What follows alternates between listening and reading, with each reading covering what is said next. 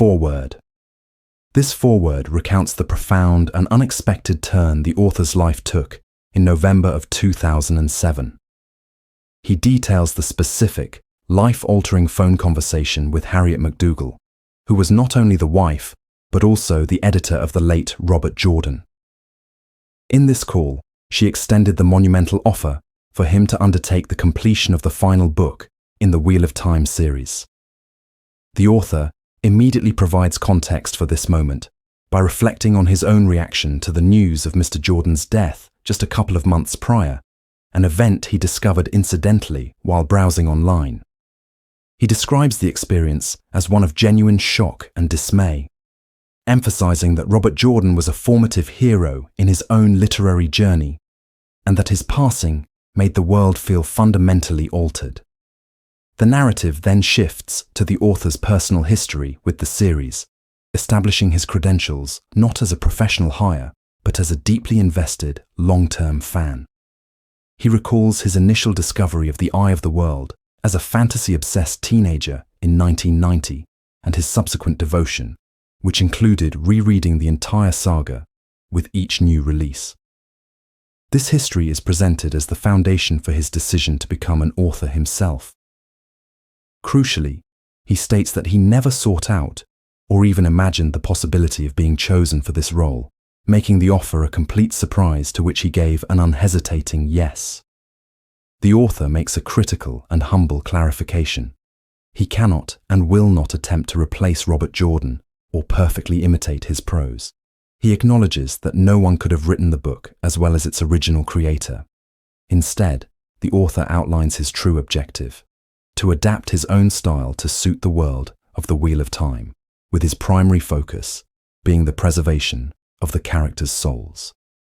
He assures the reader that the project is not an act of pure invention on his part, but is instead guided by a massive trove of materials Robert Jordan left behind, including detailed notes, outlines, and fully completed scenes. The decision to split the final volume, which was to be titled A Memory of Light, into 3 separate books is explained as a practical necessity. The manuscript had grown to a prohibitive size, nearly 3 times that of a standard novel in the series, and natural breaking points in the narrative allowed for a trilogy that would give each installment a complete story arc. The foreword concludes by framing this entire endeavor as a solemn duty to the fans and to Mr. Jordan's legacy. The author reveals that Robert Jordan wrote the very end of the series himself before he died, and that it is fantastic, promising to deliver that ending with the artistic integrity it deserves. He asks for patience, positioning himself as a steward of the story, not its owner. Prologue. What the storm implies. This prologue unfolds through a series of distinct perspectives, weaving a tapestry of a world teetering on the edge of a final cataclysmic conflict. It begins on a deeply personal and atmospheric level with Reynold Fanois, an elderly farmer in the borderlands. His section establishes the core theme of the chapter, the profound and unnatural wrongness that has begun to permeate the world.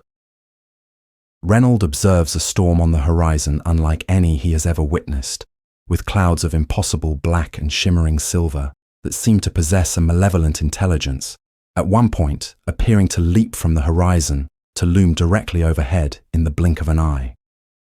This celestial dread is mirrored on the ground, where spring has arrived but his crops refuse to sprout, a fundamental violation of the natural order he has understood for his entire life. His quiet unease is shattered by the arrival of his friend Thulin, the local blacksmith, who is fleeing north with his entire family and worldly possessions. Thulin's words are blunt and terrifyingly certain. He speaks not of a mere weather event, but of a final storm that must be met, an end that is coming for everyone. He gives Reynold cryptic but practical instructions to turn his farming scythes into weapons of war, a powerful symbol of the transition from a time of cultivation to a time of destruction. Thulin's departure and the quiet, immediate acceptance of the situation by Reynold's wife, Owain, solidifies the reality of the threat. The vignette concludes with Reynold at his own forge, hammering his best scythe blade straight, the sound of his work blending with the distant thunder, signifying his reluctant acceptance of a new, horrifying purpose. He is no longer just a farmer. He is preparing for the end of the world. The narrative then shifts to the Shonchan perspective, first through the eyes of Falendre, a senior Suldam reeling from a catastrophic defeat. She and her surviving companions are prisoners, their emotional trauma palpable after witnessing the death of one of their own at the hands of what is revealed to be one of the Forsaken. Their captor is the dragon reborn himself, Rand al'Thor, who is depicted as cold, hard, and authoritative despite having just lost a hand. He delivers a complex message for Falendre to carry to the Shonchan leader, the daughter of the Nine Moons. The message is a mixture of diplomacy and threat, offering a truce and a meeting while simultaneously revealing the shocking truth that a high-ranking Shonchan noble, Lady Anath, was in fact the Forsaken Semirhaj. This encounter highlights Falendre's internal conflict between her terror and her instinct for self-preservation, as she immediately begins calculating how to present this disastrous news to her superiors without being blamed for the failure. A second Shonchan viewpoint comes from Lieutenant General Tylee Kirgan, who reflects on the increasing strangeness of the world. Like Reynold, she's a practical, grounded individual observing signs of a world askew, food rations turning to dust in moments, scouts vanishing without a trace, and unsettling omens. Her section reinforces that the corruption is not localized, but a global phenomenon. Her contemplation is brutally interrupted by a sudden ambush from monstrous tusked creatures that are clearly servants of the shadow. The attack is swift and savage, claiming the life of her trusted second-in-command before she can even fully process the threat. This vignette violently demonstrates that the impending storm is not merely a metaphor, but a literal war being waged by the forces of darkness, erupting even deep within supposedly secure territory. The perspective then shifts to the highest echelons of the shadow with Greyandal, one of the Forsaken. Her scene is one of decadent depravity, a stark contrast to the grit and fear experienced by the other characters. She is summoned to a meeting by Moradin, the newly appointed Naiblis, or Chief of the Forsaken. The meeting reveals the internal politics and power struggles among the Shadow's leadership. It is confirmed that Semirhage has been captured by the Dragon Reborn, a major blow to their cause. Moradin coldly forbids any rescue attempt, using her failure as a lesson in obedience. He then tasks Greyandal with a specific mission, to go to Arad Doman and sow chaos, frustration, and despair to undermine Rand al'Thor's efforts to bring peace to the nation. Her mission is not to kill him, but to break his spirit before the last battle, providing a chilling insight into the psychological warfare being waged by the Shadow. The prologue also offers a glimpse of tactical brilliance in the face of overwhelming odds through the eyes of the Damani general, Rodel Iturralde. He observes a massive Shonchan army marching on the city of Darluna, an enemy with superior numbers, magical weapons, and aerial scouts. Yet Iturralde is not dismayed. He has laid a masterful trap, exploiting the Shonchan's overconfidence in their flying scouts by disguising his own armies as simple farmers working in the fields surrounding the city. The section ends at the precise moment the trap is sprung, showcasing the kind of human ingenuity that stands against the seemingly unstoppable forces arrayed in the world. Finally, the chapter closes with the grim end of Masema Dagar, the fanatical prophet of the dragon. He is depicted as a broken man, his massive army shattered, fleeing with a mere handful of followers. He remains trapped in his own delusion, blaming his failures on dark friends and betrayal while dreaming of his future glory. His flight comes to an abrupt end when he is cornered in a clearing by Fail Ibera. In a moment of cold, calculated ruthlessness, Fail has him and his remaining followers executed. She personally delivers the final, fatal blow, stabbing the prophet through the heart. Her final words, commanding her companions to never speak of this to her husband, Perrin, reveal a dark, pragmatic side to her character.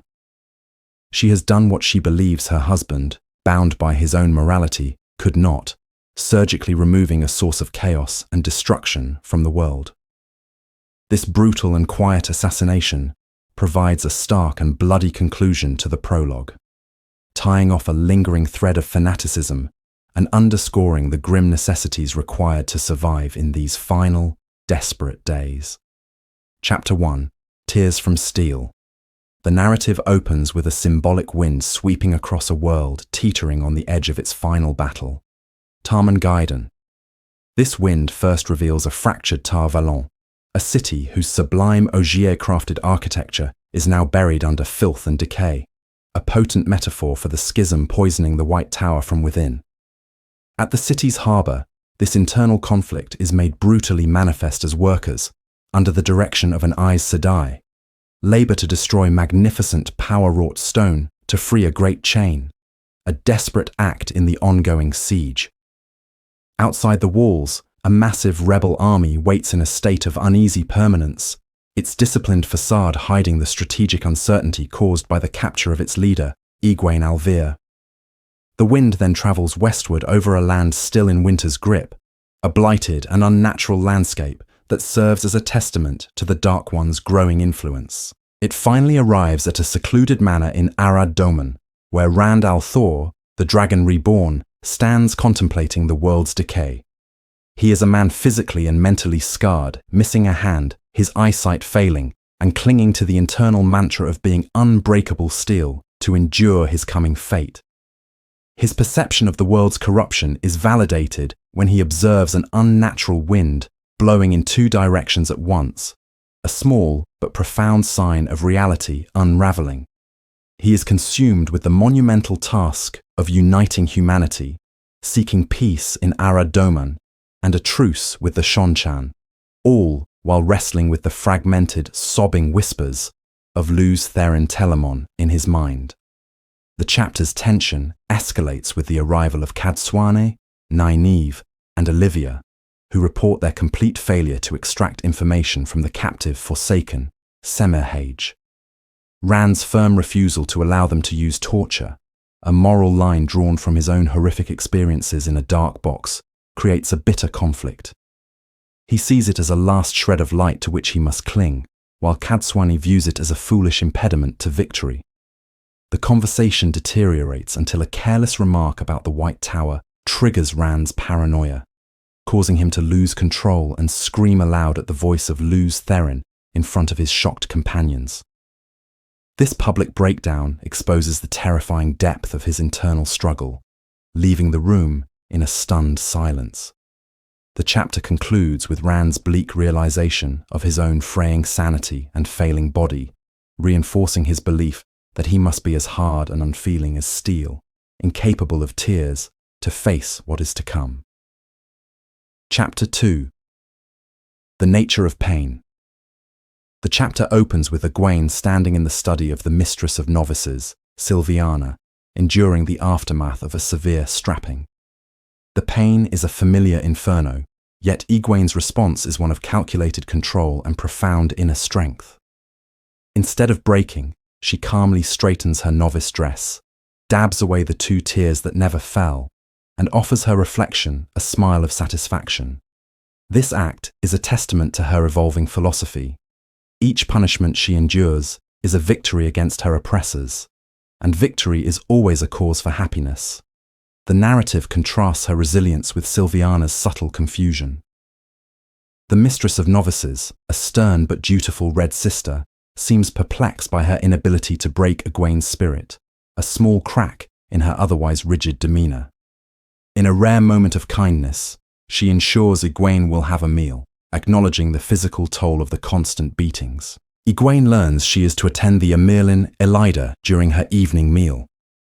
This sets the stage for the chapter's central confrontation. On her way, she is intercepted by 2 other Red Sisters, Katarine and Barasine, who administer a dose of forkroot to suppress her ability to channel. Rather than being intimidated, Egwene seizes the opportunity to plant seeds of dissent. She directly challenges them, questioning if they are proud of the state of the White Tower under Elida's leadership, a place now defined by fear, division, and paranoia among the Aegis. She forces them to confront the reality of their Aja's legacy, being tied to Elida's disastrous rule. This interaction showcases Egwene's shift from a mere victim to a political operative, actively working to undermine Elida's support from within. Her journey is interrupted by a deeply unsettling omen. A familiar hallway has been magically altered, now ending in a mural that has been grotesquely changed to depict an Amirlin with a bloody face and hanging corpses. This serves as a grim reminder of the Dark One's growing influence, suggesting the very fabric of reality is fraying even within the tower's walls. Upon arriving at Elida's opulent quarters, Egwene resolves that her best strategy for survival is silence and feigned subservience. She is shocked to find another sister present, Maidani, a Grey, who Egwene knows is a spy from the rebel camp. Elida is openly toying with the terrified Maidani, demonstrating a chilling cruelty. The dinner scene starkly reveals Elida's incompetence and arrogance. She dismisses the Shonchan threat as exaggerated rumors and laments the lack of obedience in the tower. This culminates in her most dangerous and tyrannical proposal, to fundamentally alter the three oaths by adding a fourth, demanding absolute obedience to the Amirlin seat. This idea enrages Egwene to her breaking point. Realizing that an outburst would mean her immediate failure, she performs a brilliant act of calculated chaos. She deliberately spills the hot soup onto an expensive rug. This creates a distraction and allows her a moment of privacy with Maidani under the guise of cleaning the mess. In a whispered exchange, Egwene asserts her authority as the true Amirlin, gives Maidani a sliver of hope, and arranges a future meeting, thereby beginning to forge alliances within the very heart of her enemy's territory. Banished from the dinner, Egwene eats a meager meal alone, reflecting on her encounter. She has a pivotal realization. She does not need to actively destroy Elida, because Elida is destroying herself.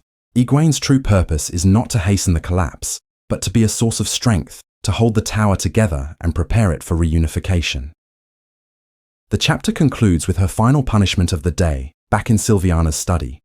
As the strap falls, Egwene experiences a profound epiphany. The physical pain is utterly insignificant compared to the deep, soul-crushing agony of seeing the tower broken and its sisters turned against one another. This new understanding, this recontextualization of suffering, allows her to do the unthinkable. She begins to laugh. It is not the laugh of madness, but of genuine clarity and transcendence. She explains to the bewildered Sylviana that the beating is absurd, because it cannot touch the real source of pain, nor can it change who she is. In this moment, Egwene fully embraces her identity as the Amirlin seat, unbowed by physical torment and fortified by a purpose that eclipses her own suffering. Chapter 3, The Ways of Honor, opens with Avienda, alongside other Aiel, conducting surveillance from a hilltop. Below them trudges a pathetic column of Domani refugees, a sight that prompts a deep internal critique from Avienda. She is baffled by what she perceives as the profound blindness of these wetlanders to their surroundings and potential dangers. She internally condemns the very concept of cities, viewing them as festering sores that teach people a sedentary complacency, leaving them utterly helpless when uprooted. This lack of awareness stands in stark contrast to the Aiel way of life, where constant vigilance is paramount, and every member of a sept, from craftsmen to children, is self-sufficient and ready to travel at a moment's notice. Despite this critical assessment, a surprising wave of pity washes over her, an emotional shift she attributes to the influence of her first sister, Elaine Trakand. This moment of empathy highlights Avienda's central and agonizing conflict. Her identity is in complete flux. She is no longer a maiden of the spear, but she has not yet been accepted as a wise one. Consequently, her honor, the bedrock of her being that was once inextricably tied to her weapons, feels lost and undefined. This crisis directly impacts her relationship with Rand al'Thor. She is utterly resolved to marry him, but believes she cannot approach him as an inferior apprentice. she must first forge a new, solid foundation of honor to bring to the marriage. This personal struggle unfolds against the larger uncertainty of her people. When her party rendezvous with a larger Aiel contingent, the clan chief Ruark discusses the ambiguity of Rand's mission for them in Arid Doman. His command to restore order is a wetlander concept that feels foreign and dishonorable, leaving the Aiel warriors feeling like city guards rather than conquerors. Meanwhile, Avienda's relationship with the Wise Ones is visibly strained. For an unknown transgression committed during her time in Camelin, they treat her with cold disapproval, and her decision to join the Scouts earns her an immediate rebuke for acting outside her new station. While the group is running, the Wise One Ames questions Avienda intently about her views on Rand and his leadership. The conversation culminates in Ames assigning Avienda's punishment. It is a task of shocking severity, not in its difficulty, but in its meaninglessness. She is handed a bag filled with thousands of tiny, multicolored seeds and ordered to sort and count them by nightfall. Avienda is horrified. This is not useful work, but a frivolous and deeply humiliating punishment reserved for the most shamed of individuals. The pointless nature of the task makes her realize that her unknown offense is far more grave than she had ever imagined. And though she is deeply shamed, her resolve to uncover her mistake and reclaim her honor becomes absolute. Chapter 4. Nightfall. As daylight fades under a perpetually gloomy sky, Gawain observes a small village from a nearby hill. He watches as a disciplined patrol of soldiers, belonging to Gareth Bryne's army, conducts a methodical and surprisingly peaceful search of the settlement, causing no harm to the terrified villagers. His second-in-command, Gisao, advocates for an immediate attack, noting their superior numbers and the element of surprise. Gawain, however, demonstrates his strategic acumen by refusing the engagement. He explains that the pattern of recent searches creates a direct path toward their hidden base. To attack this patrol would be to confirm their location, turning a minor skirmish into a disastrous reveal that would draw the full attention of Bryne's massive army. The decision to retreat sends Gawain into a spiral of internal conflict. The act of facing his former mentor, Bryne, dredges up immense guilt over having previously fought and killed other men who had trained him. He questions his fundamental purpose, feeling his loyalty should be with his sister, Elaine, not in service to an Amirlan he increasingly believes is deliberately sending him and his men on a suicide mission. During the ride away from the village, he expresses some of this despair to a loyal soldier named Rajar, who responds with simple, unshakable faith in the White Tower, a stark contrast that only deepens Gawain's sense of isolation. Concluding that his current harrying campaign is futile, Gawain resolves to fall back to their headquarters in Dorian, hoping to find new orders or some sense of clarity as he rides into the starless night. Chapter 5. A Tale of Blood. The chapter opens with Rand al'Thor traversing the grounds of a manor, now transformed into a bustling Saldean war camp. The scene is one of disciplined military readiness, where the smells of cooking stew and wood smoke overpower the less pleasant realities of an army on the move. Rand observes the soldiers engaged in the constant, necessary tasks of war, sharpening blades, mending equipment, and running cavalry drills. He is, as always, surrounded by a retinue that reflects his complex position. Maidens of the Spear serve as his ever-vigilant guards, while a contingent of Aes Sedai remains in close proximity. Rand reflects on his own changed perspective, acknowledging that his past insistence on keeping the Aes Sedai at a distance has been overruled by the pattern itself. He now sees them as a necessary tool, even those like Elza Penfell, who once participated in his capture and torture, but has since sworn a binding oath of fealty to him. Rand's internal state is defined by a constant, weary pain from the 2 unhealing wounds in his side, physical reminders of his past battles and his grim future at Shaiol Ghul.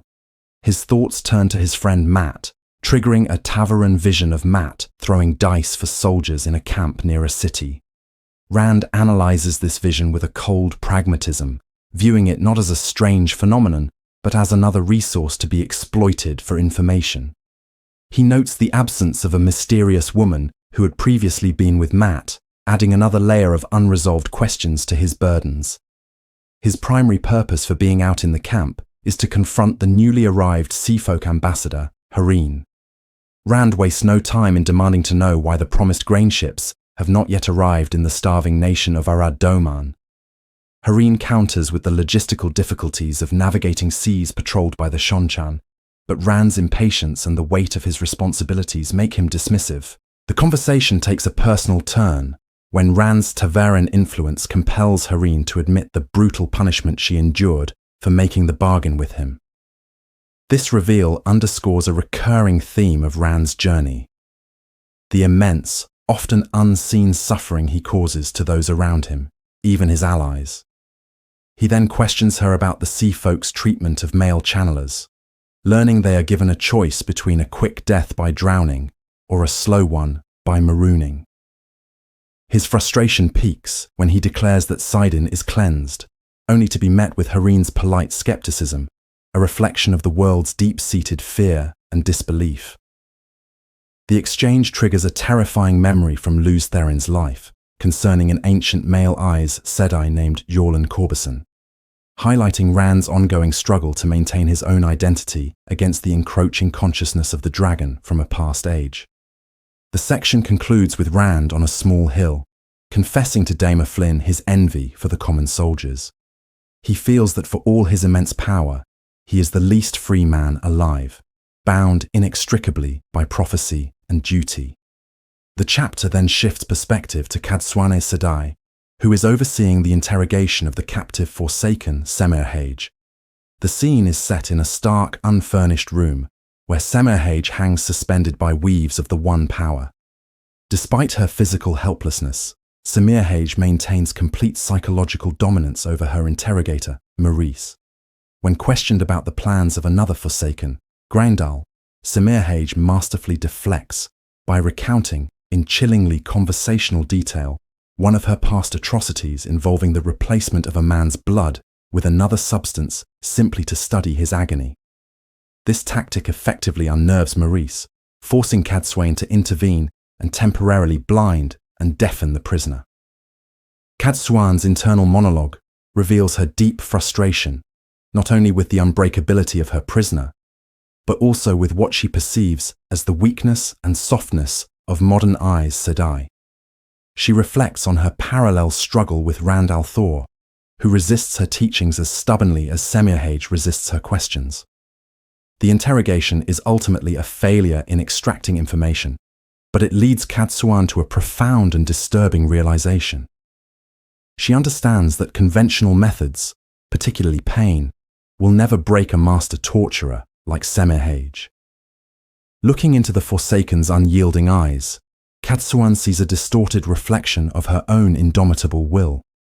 She concludes that the only way to break such a creature is to understand her on a fundamental level, forcing Cadsuane to confront the unsettling question of how she would go about breaking herself. The chapter ends as the interrogation is halted, with Cadsuane's focus shifting from one seemingly impossible task, breaking Semirhage, to another, managing the increasingly hard and volatile Dragon Reborn. Chapter 6. The chapter begins on a corpse-strewn battlefield, where the great captain, Rodel Iturralde, reflects upon the nature of his costly triumph. He has successfully annihilated a Shonchan force that outnumbered his own 3-1. Yet this victory has claimed half of his 100,000-man army. Amidst the carnage, Iturralde seeks out the defeated and dying Shonchan commander, General Turan.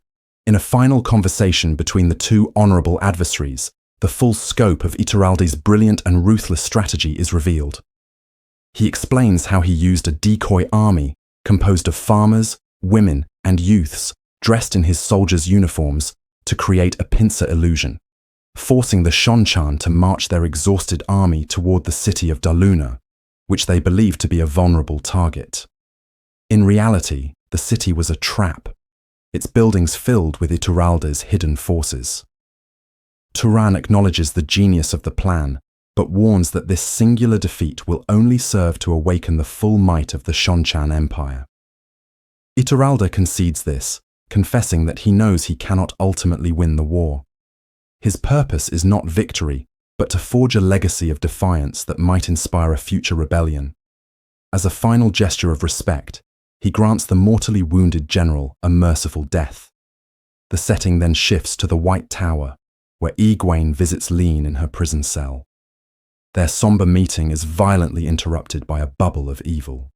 The very substance of the cell begins to warp as the iron bars turn to a waxy consistency and the stone floor liquefies, nearly consuming Lean before she is rescued by her eyes, Sedai guards. Demonstrating her unyielding resolve, Egwene immediately seizes the terrifying moment as a political opportunity, using the incident to openly question the competence of Elida's leadership in the face of the Dark One's growing influence. The supernatural chaos intensifies shortly after, as it is discovered that a second, larger-scale event has occurred. An entire wing of the novices' quarters has been seamlessly interchanged with a section of the Brown Arger's living quarters from a distant part of the tower. This bizarre and impossible architectural shift underscores the escalating instability of the world, serving as a potent metaphor for the deep fractures dividing the tower itself. Chapter 7. The Plan for Arad Doman. The chapter opens with Nynaeve sensing an unnatural and ominous storm on the horizon, a feeling that goes beyond the perpetually overcast sky. This perception highlights her enduring connection to her roots as a village wisdom, even as she struggles with her current standing among the Aes Sedai. Her conversation with Daigian, a gentle but grieving White Arger sister, reveals the precariousness of Nynaeve's position. Because she was raised to the shawl by Egwene's decree without undergoing the formal testing, many sisters do not view her as an equal. Their current sessions, framed as lessons on the 100 weaves required for the test, serve a dual purpose. They are a condescending attempt by others to legitimize Nynaeve, and a therapeutic distraction for Daigian, who is mourning the death of her young warder, Eben.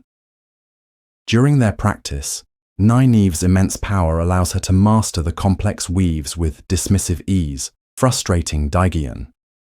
A deeper exchange occurs when Nynaeve, seeing Daigian's pain, offers to heal the anguish caused by the broken warder bond. Daigian firmly refuses, arguing that her grief is a necessary and honorable tribute to Eben's memory. This forces Nynaeve to confront a more profound understanding of loss, one that cannot simply be mended by the one power. Her thoughts turn to Lan and his perilous journey, strengthening her resolve to secure his bond for herself. Nynaeve's internal monologue also touches on the injustice of the Aes Sedai hierarchy, where a knowledgeable woman like Daigian is perpetually subservient due to her relative weakness in the power. Her lesson is interrupted when she spots Cadsuan moving with urgent purpose across the camp. Suspicious, Nynaeve follows and discovers a high-level strategic meeting is convening in Rand's tent, centered around the arrival of the Aiel clan chiefs, Ruach and Bael. Nynaeve enters, annoyed at not being summoned, and is immediately struck by a disturbing change in Rand. He has become hard, constantly vigilant like a warder, and a flicker of dangerous anger in his eyes frightens her, lending credence to the rumor that he is succumbing to madness. The meeting begins with a tense confrontation.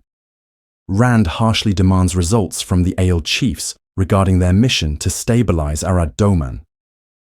Bael and Ruach push back, explaining that the nation is completely fractured and leaderless since its king vanished. They resent Rand's impatience, especially after being left idle for months. The tension is broken only when Cadsuan sharply rebukes Rand for his disrespect toward his most loyal followers, forcing him to apologize and moderate his tone. The discussion then turns to a comprehensive strategy. Rand reveals his belief that the Forsaken Grandel has the missing king, rendered a puppet by compulsion and therefore useless. The only solution is to force the selection of a new monarch. To achieve this, Rand unveils a bold and morally ambiguous plan. He orders the Aiel to covertly capture the scattered members of the Council of Merchants. Once assembled, they will be compelled to choose a new king. The Isle chiefs are deeply troubled by the order, stating that they are warriors, not kidnappers. Rand dismisses their concerns, insisting that he trusts only them with such a delicate and crucial task. With the nation's leadership secured, Aiel and Saldean forces will then pacify the cities and distribute food to the starving populace. The final obstacle raised is the formidable Damani general, Rodel Iturralde, who is fighting the Shonchan and will not tolerate what he perceives as an invasion. The chapter concludes with Rand's chilling declaration that he will deal with Iturralde personally. Chapter 8, Clean Shirts. The chapter opens with Siuan Sanche contemplating a dreary, overcast sky, one she identifies from her fisherman past as a harbourmaster's gamble. She reflects on the nature of this weather, which is not stormy enough to warrant caution, but is deceitful enough to hide a potential tempest, serving as a powerful metaphor for the rebel Aes Sedai camp's precarious political and military situation.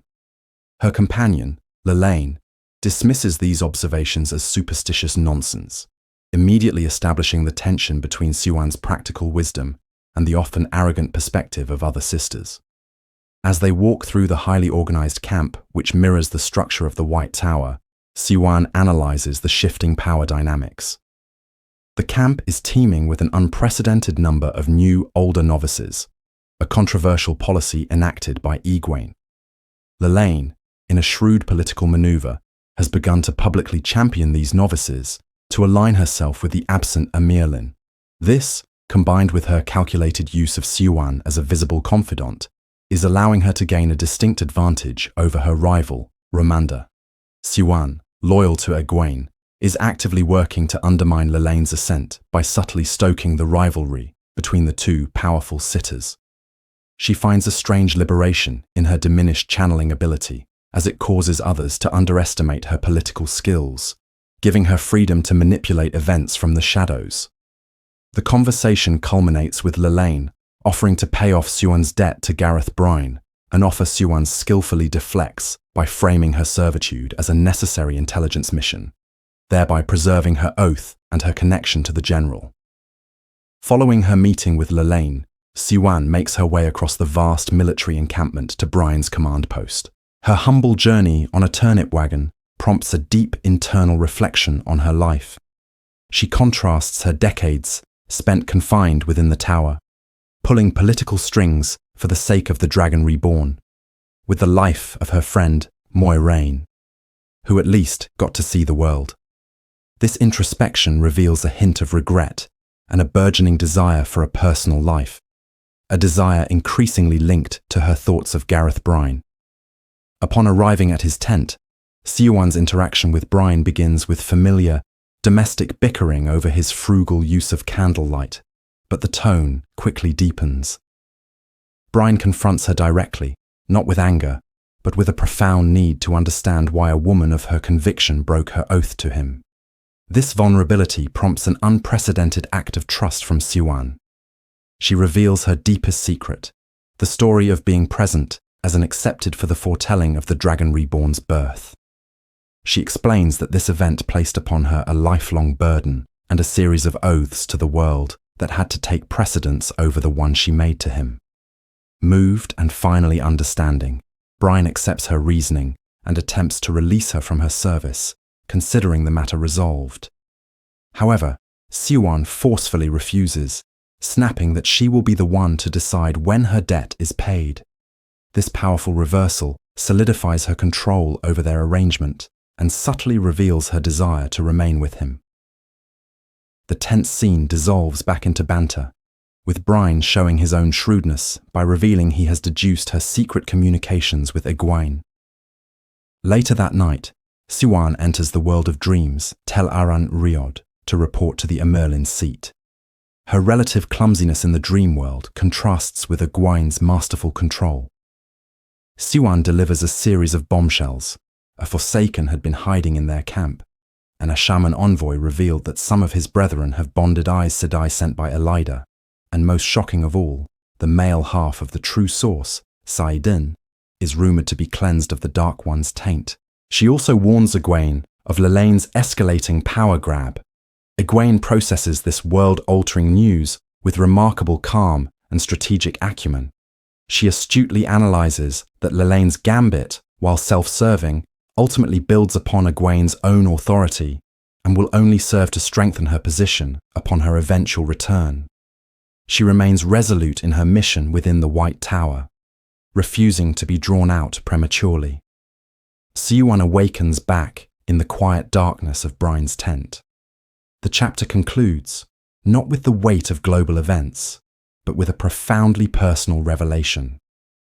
After reporting on forsaken, bonded channelers and the fate of the world, Siuan lies awake and admits to herself that she believes she is falling in love with Gareth Brine. To her, this personal discovery feels more strange and momentous than any of the epic tidings she had just shared with the Amyrlin. Chapter 9. Leaving Malden. The chapter opens in the grim aftermath of the battle for Malden, where a spring breeze carries not the scent of new life, but the stench of blood and death. Perrin Ibarra is attempting to lose himself in manual labour, meticulously inspecting the wagons of a newly formed caravan. This act serves as a physical distraction from a profound and unsettling emptiness that has taken root within him.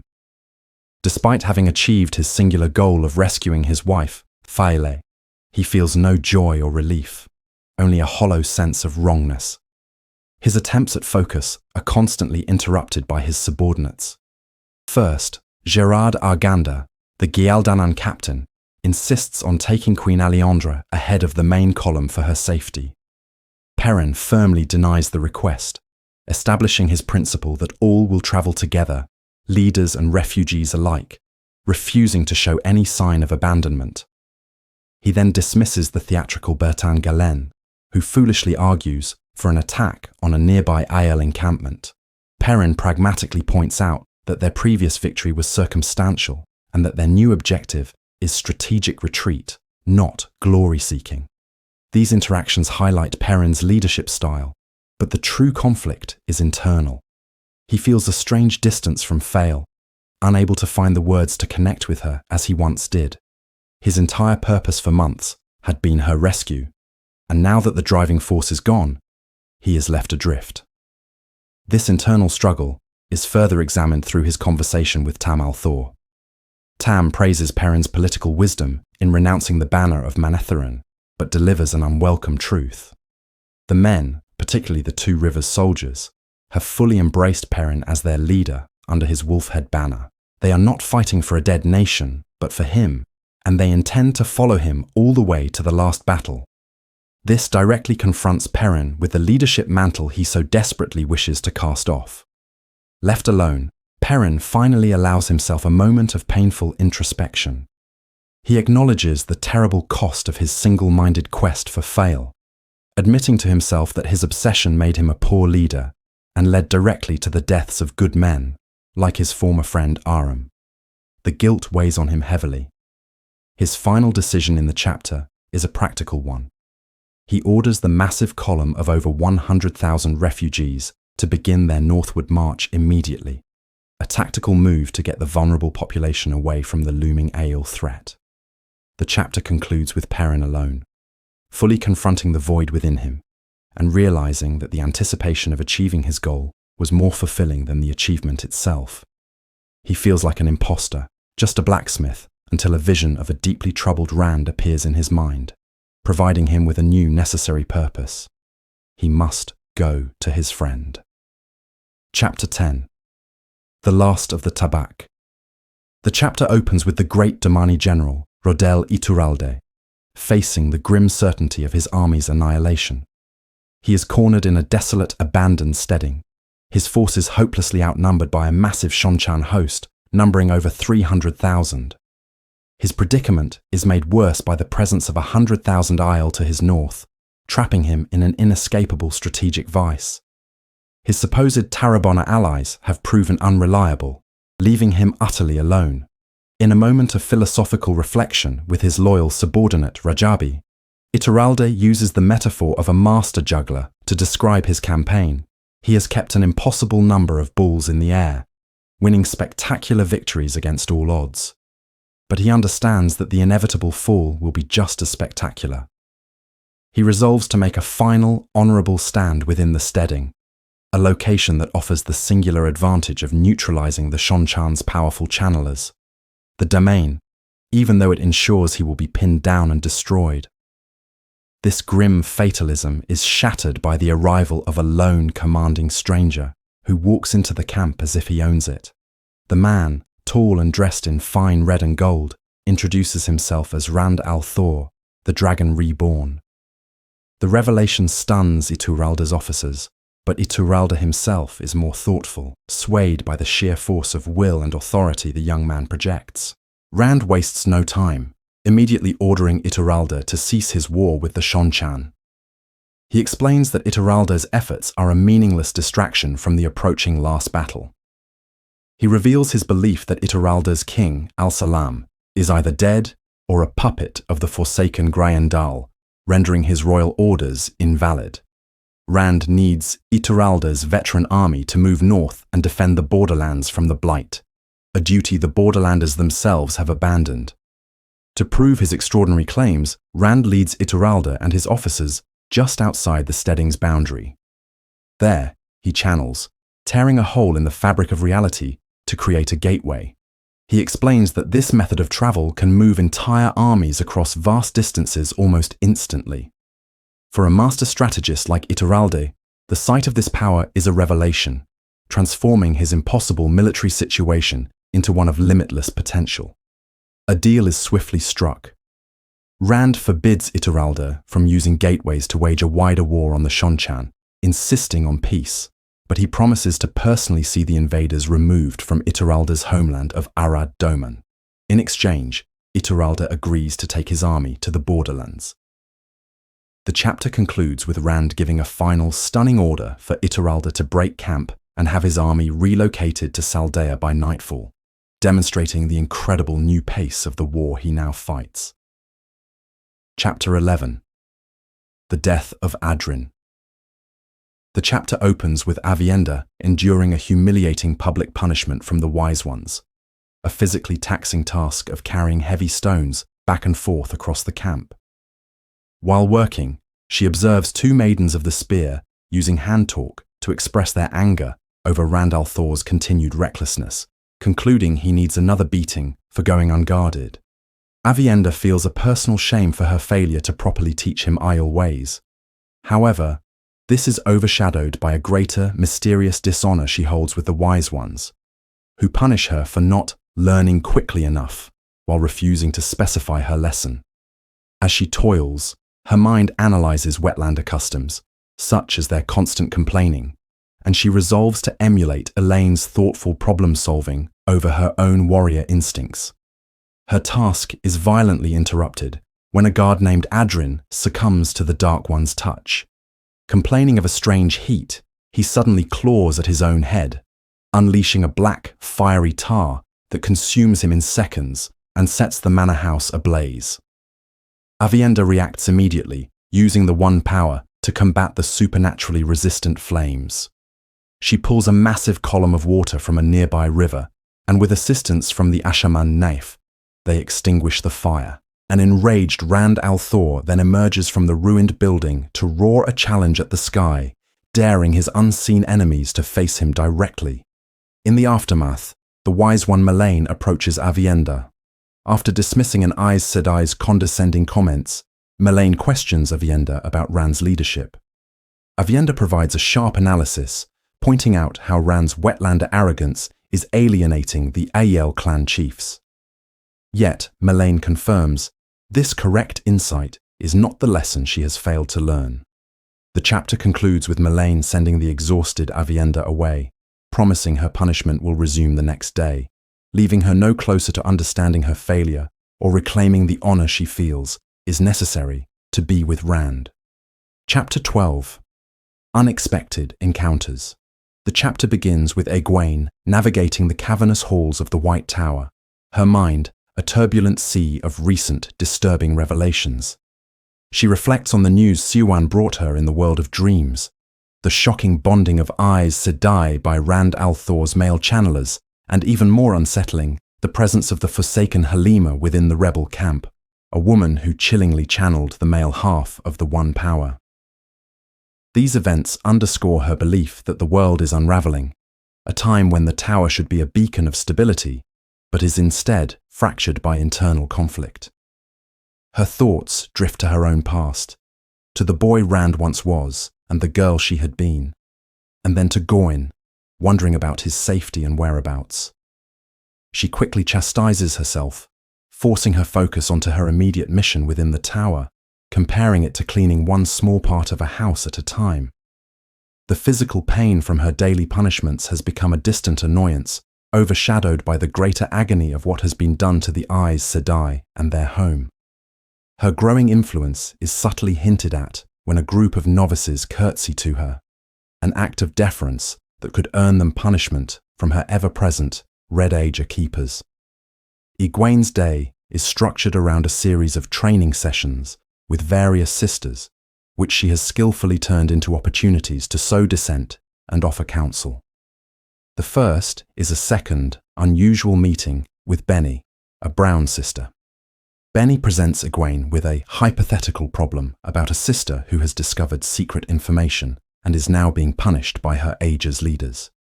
Egwene immediately understands that Benny is speaking of herself, having gotten into trouble after following Egwene's previous suggestion to investigate a secret archive. Demonstrating remarkable political acumen, Egwene advises the sister in the hypothetical scenario to prove her competence and trustworthiness, thereby transforming her punishment into a chance to be made a guardian of the very secrets she uncovered.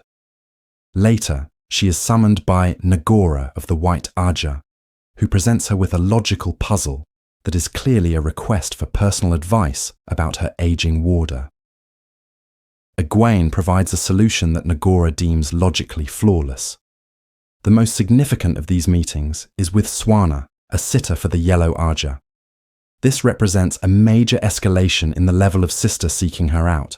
Inside Swana's quarters, which are more of a lush conservatory than a living space, the sitter is so impressed with Egwene's skill that she attempts to recruit her for the Yellow Aja.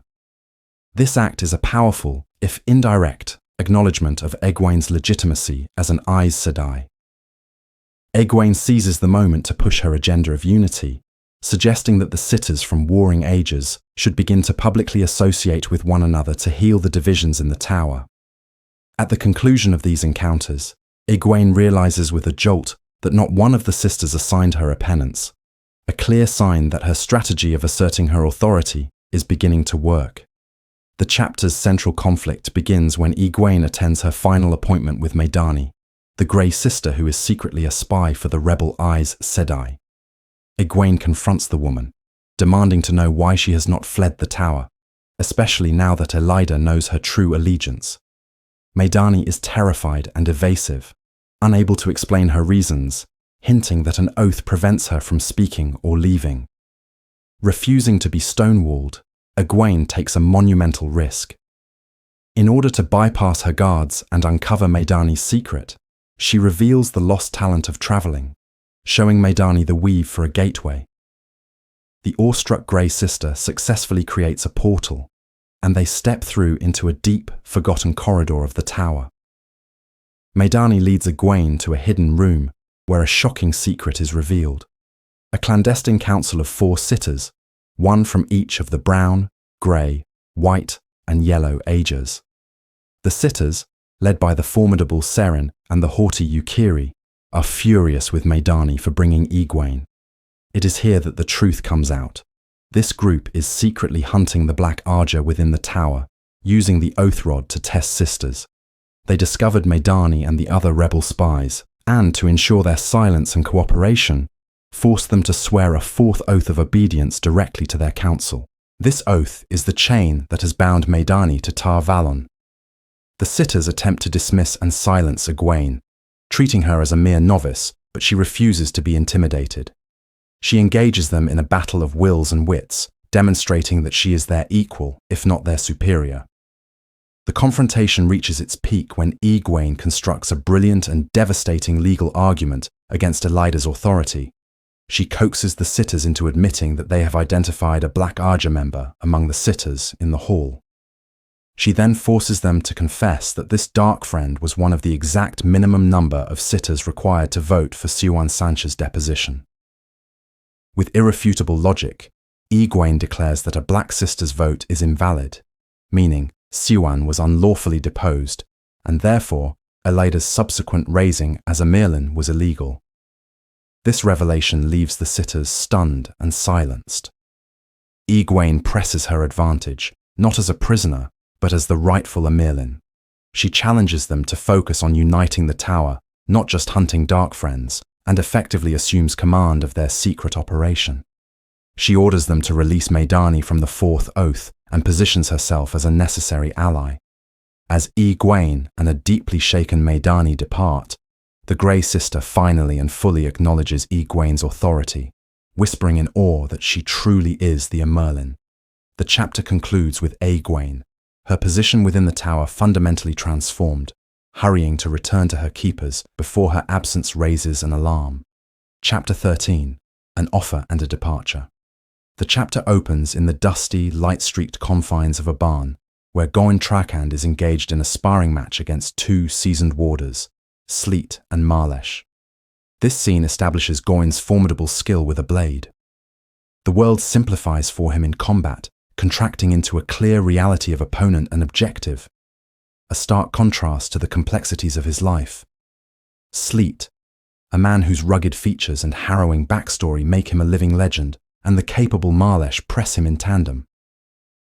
Despite their experience and coordination, Goin moves with a fluid and almost preternatural grace, systematically dismantling their offense until he holds his blade to Sleet's throat, securing yet another victory over them. In the aftermath, the conversation reveals the respect Goin has earned. Marlesh insists he is a blade master for having killed Hammer, a title Goin quietly deflects. The scene is interrupted by Marlesh's eyes. Sedai, Vasha, and their bickering departure highlights the simmering tension within the camp. This leaves Goin alone with Sleet, leading to a pivotal moment. The older warder makes a surprising proposition. He has judged Goin worthy to be bonded as a second warder to his own eyes, Sedai, Hattori. The offer is a path to belonging and purpose, a chance for Goin to fully become one of the men he so deeply respects. However, Goin is torn by his conflicting duties to his sister Elaine, to Andor, and an unspoken, powerful loyalty to Egwene. Sensing his hesitation, Sleet reveals a deeper disillusionment with the White Tower's political schism, confiding that Warder should never fight Warder, and that many eyes, Sedai, are consumed by power. This private conversation reinforces Gawyn's own mistrust of the institution he serves. He leaves the barn with the offer weighing on him, though his heart already knows he cannot accept it. His internal turmoil is amplified as he walks through the village and observes the clandestine meeting of the senior eyes, Sedai. His attempt to gain information as commander of the younglings is met with a sharp and humiliating rebuke from Kavala, who threatens to replace him. Forced to wait outside, his world is shattered when he overhears a conversation that changes everything. He learns not only that the rebels have named their own Amerlin, but that this Amerlin is Egwene Alvera. More horrifically, he hears from the newly returned Catherine Alrudin that Egwene has been captured and is being tortured within the White Tower. This revelation acts as a clarifying fire, burning away all of Goin's indecision and conflicting allegiances. The question of his loyalty is answered in an instant. It belongs to Egwene. His purpose, once found only in the simplicity of a sword fight, is now terrifyingly clear. Realizing he cannot trust the younglings to act against the tower, he resolves to go alone.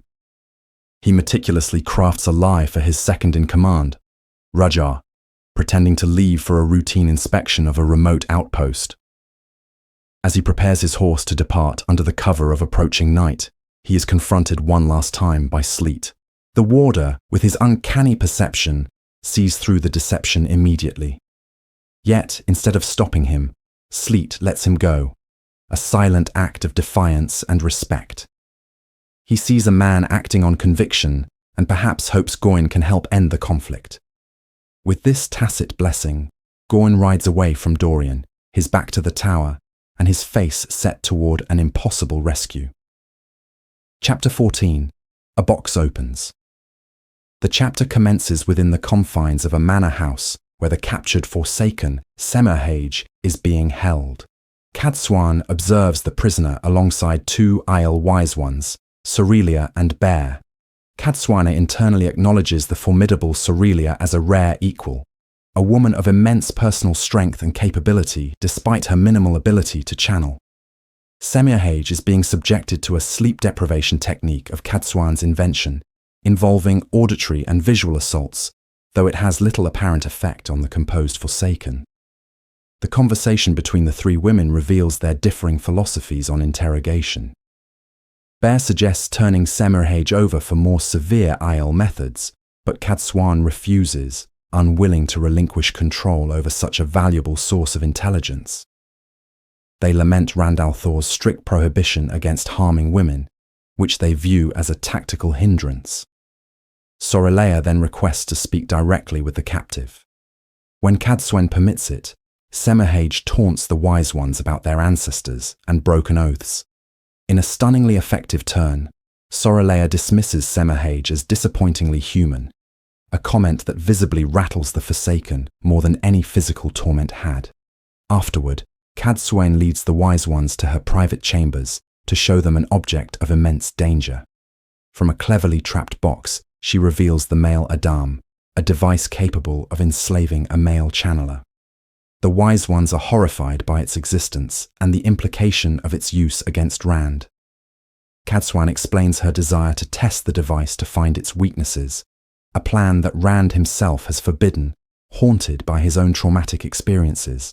The chapter concludes as Cadsuane and Sorelia, recognizing Rand's increasingly unstable and stubborn behavior, agree that they must collaborate on a plan to manage him for the sake of the world.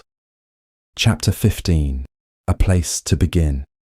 Randalthor awakens disoriented on the stone floor of a long, dimly lit corridor, a place he recognizes from a distant, unsettling memory.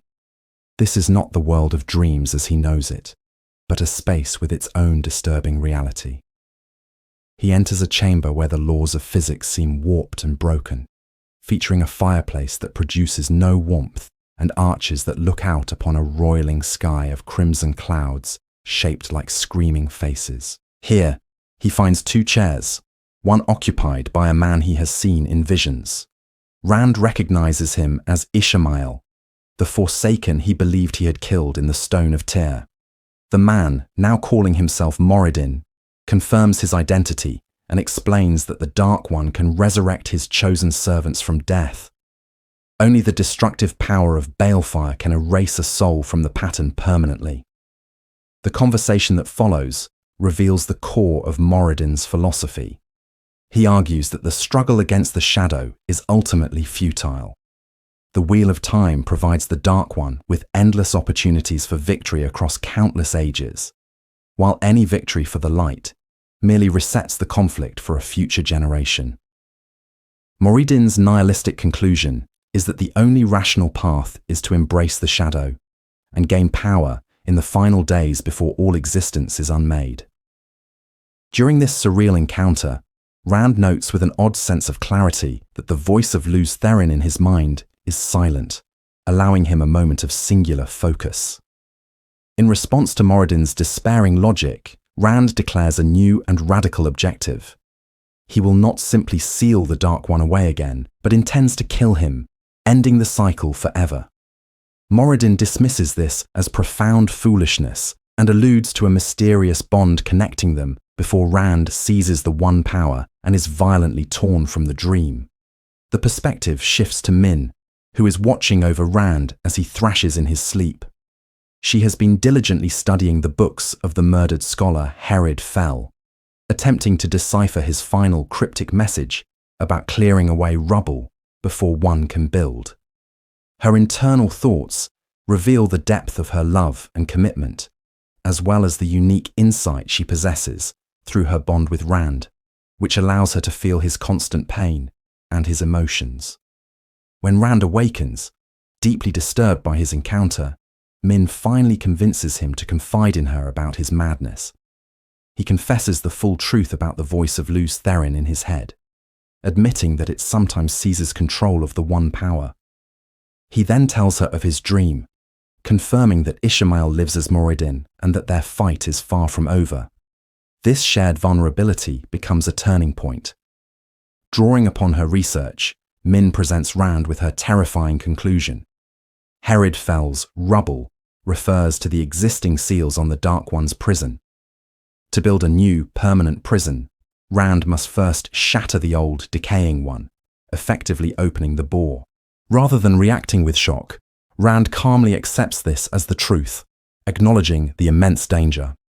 His immediate acceptance signals a shift toward embracing radical, necessary measures to win the last battle. Meanwhile, Avienda is enduring an exhausting and demeaning punishment from the Wise Ones. Her task is interrupted by Amy's, who offers a cryptic lesson about paying attention to one's inactions as well as one's actions. Their conversation is cut short by the return of a party from a meeting with the Shonchan. One of the Isle maidens, Karana, expresses her fury that the Kara Khan is seeking peace with the Shonchan rather than pursuing a blood feud, highlighting a growing cultural rift. The true insult is then revealed. The Shonchan had paraded leashed Isle captives, identified as Shido, as domain. This news ignites a desire for vengeance even in Avienda, but both she and Amy's reaffirm that the war against the Shadow must take precedence. Amy's warns that this news will spread dissent among the Isle and ominously informs Avienda that her punishments are about to become much more severe, ending the chapter on a note of rising tension within Rand's own forces. Chapter 16. In the White Tower. The chapter opens on a small, turret-like balcony high in the White Tower, a privilege afforded to Ferran, a sitter for the White Arja. Here, Egwene Alver, dressed as a novice, performs the demeaning task of cracking walnuts for Ferrane and two other white sisters, Miasi and Tessan. For nearly an hour she has been ignored, leading her to believe her presence is purely for menial service. However, the silence is broken when Ferrane poses a direct and loaded question, asking how Egwene would have handled the situation with the Dragon Reborn. This is not a simple lesson, but a sharp political test designed to measure Egwene's intellect and allegiances. Egwene responds with a carefully constructed strategy that serves as a powerful critique of Eleda's catastrophic failure. She outlines a logical, information-based approach, beginning with sending sisters to Rand's home village, not to intimidate, but to understand the man himself, his temper, his passions, his core nature. Only after gaining this understanding would she send a carefully chosen delegation, one designed to signal negotiation and cooperation rather than control. She deftly parries Ferrane's counter-arguments, highlighting that Elida's own delegation was doomed from the start because it was sent by a Red, an Arja inherently antagonistic to a male channeler. The conversation pivots when Egwene uses an analogy, comparing the fractured White Tower to a wagon with a cracked axle. She argues that trying to manage the immense challenge of the Dragon Reborn is pointless and foolish when the tower itself is fundamentally broken. This masterful redirection shifts the focus from a hypothetical problem to the immediate crisis of internal division. Egwene then reveals the extent of her own secret campaign to mend these rifts. She details her efforts to engage with sisters from the Yellow, Brown, and Green Ages, using her unique status as a novice to move between factions that are otherwise hostile to one another. She challenges the logic-driven Whites to take an active role, suggesting they begin by publicly sharing meals with sisters of other Arjas to create a visible symbol of unity. Ferrane is so impressed by Egwene's reasoning that she all but offers her a place in the White Arja, a significant, if small, victory. This triumph is immediately and brutally extinguished. Upon leaving the White Arja quarters, Egwene is confronted by Katarine, a Red sister rising in Elida's favor. Katarine informs her that her academic lessons are over. As a new punishment for her defiance, specifically her refusal to curtsy, Egwene is condemned to a life of ceaseless, isolating labor. Her days will now be a grueling 15-hour cycle of working in the gardens, scrubbing floors, and toiling in the kitchens. The true purpose of this punishment is not humility, but isolation, a calculated move by Elida to sever Egwene's access to the very sisters she has been working to unify. While scrubbing the soot from a massive kitchen fireplace, covered in grime and weakened by an unusually strong dose of forkroot, Egwene receives a shocking offer. Laris, the formidable mistress of kitchens, approaches her in secret. Disgusted by Elida's methods, which she identifies as the breaking of a spirit rather than instruction, Laris reveals a hidden escape route from the tower. She has a detailed plan to smuggle Egwene out of Tar Valon that very night. For a moment, Egwene considers the freedom, the escape from the daily beatings and drudgery. However, she ultimately refuses. She explains to the astonished Laris that her fight must continue from within. Each day she endures, each day she refuses to break, is a small but meaningful victory against Elida's tyranny. Immediately following this profound decision, Katarine returns with a summons. Egwene is to attend Elida at dinner. She is escorted to the Amelin's chambers, where she is stunned to find not a private meal, but a formal dinner with 5 sitters, one from each Aja still in the tower, including several of the very women Egwene has been trying to influence. Egwene realizes this is a trap. Elida intends to use her as a servant in front of these powerful women, to publicly display her as a broken and subservient rival. The dinner quickly devolves into a direct confrontation. Elida attempts to belittle Egwene and dismiss the Shonchan threat, a topic Egwene has expert knowledge of. Pressured to recant her warnings, Egwene refuses. Instead, she stands her ground, declaring she holds to the 3 oaths in her heart and has dreamed of a Shonchan attack on the tower. The debate escalates, with Egwene challenging Elida's authority, her logic regarding the prophecies of the dragon reborn, and her tyrannical methods, such as her secret plan to force a new oath of personal obedience on all sisters. Egwene systematically dismantles Elida's arguments with quotes from past Amerlins and flawless logic, backing the false Amerlin into a corner. Pushed to her breaking point by Egwene's calm defiance and superior intellect, and enraged by being called a coward and a tyrant, Elida's composure shatters completely. She unleashes the One Power, brutally beating Egwene with invisible switches of air, in full view of the horrified sitters. This act is a catastrophic violation of tower law. Yet, despite the vicious assault, Egwene, drawing on the pain tolerance taught to her by the Aiel Wise Ones, remains standing. She does not scream. Bleeding and bruised, she calmly looks into the eyes of her tormentor and questions her fitness to lead, stating she would gladly die if it meant the tower would be left in competent hands. Utterly unhinged, Elida screams that Egwene is a dark friend, ordering her to be thrown into the deepest dungeon. The chapter concludes with Egwene's internal war seemingly lost as she is about to be imprisoned, but her public defiance has exposed Elida's madness and tyranny, planting seeds of rebellion in the very heart of the Hall of the Tower. Chapter 17. Questions of Control. The chapter begins from the perspective of Cadsuane, who is secretly using a weave to eavesdrop on Serene's interrogation of the captured Forsaken, Semirhage. Cadsuane feels her authority being undermined by Rand al'Thor, who has insisted his own eyes Sedai be given the chance to question the prisoner. She reflects on her life's work, a reputation built over centuries to prepare for this final confrontation, and feels her control slipping as Rand hardens into a man she fears will be unable to face the Dark One. Her frustration grows as Serene's questioning proves completely ineffective, with Semirhage easily mocking the modern eyes Sedai as children. A turning point occurs when Semirhage contemptuously refuses her midday meal. The act of defiance sparks a sudden, crucial realization in Cadsuane. She understands that all of their attempts to break the Forsaken, from questioning to torture, have failed because they inherently treat Semirhage with a measure of awe and respect due to her legendary status. This reverence is precisely what gives Semirhage power in her captivity. To break her, Cadsuane must first destroy her image. Acting on this insight, Cadsuane storms into the room, physically overpowers Semirhage, and shoves her face into the spilled food. To maximize the degradation, she summons an audience of other eyes, Sedai, and even common servants. In front of them all, she proceeds to spank the powerful Forsaken as if she were a misbehaving child. It is this profound public humiliation, not the physical pain, that finally shatters Semerhage's composure, reducing her to tears and forcing her into absolute obedience.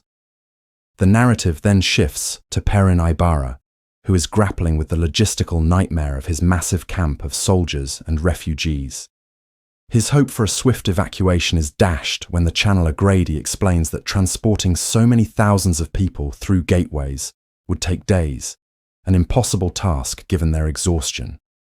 As Perrin walks through the camp, he reflects on his identity as Golden Eyes and the growing distance between himself and the Two Rivers men, who now treat him as a lord rather than a friend.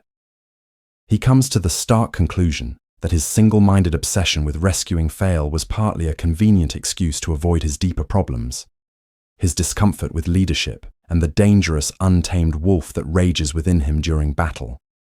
Acknowledging this avoidance, he resolves that it is finally time to return to the wolf dream to confront these issues and find the answers he needs. Chapter 18, A Message in Haste. The chapter opens as Siwan Sanche arrives at the main camp, carrying a basket of her own laundry. She is immediately struck by an unusual and unsettling sight. An enormous crowd of novices has gathered around the central pavilion where the hall of the tower convenes. Recognizing this as a sign of a significant event, Siwan quickly secures her laundry and makes her way through the throng, her mind racing with concern over what new crisis could be unfolding. Outside the pavilion, she finds Sheriam, who, as the Amerlin's keeper, cannot enter the proceedings without Egwene. Sheriam delivers the shocking news. Elida and the Aes Sedai in the White Tower have somehow learned the secret of traveling. This revelation came from Ashmanilo of the Grey Aja, who had been sent to Kandor to collect tribute. She was informed that a member of the Red Aja had already collected the funds, having arrived and departed through a gateway, a fact confirmed by an eyewitness who described the phenomenon perfectly. While the sisters inside the hall debate the validity of the evidence, Siwan's mind immediately grasps the catastrophic tactical implications. Their entire siege of Tar Valon is predicated on trapping Elida's forces within the city.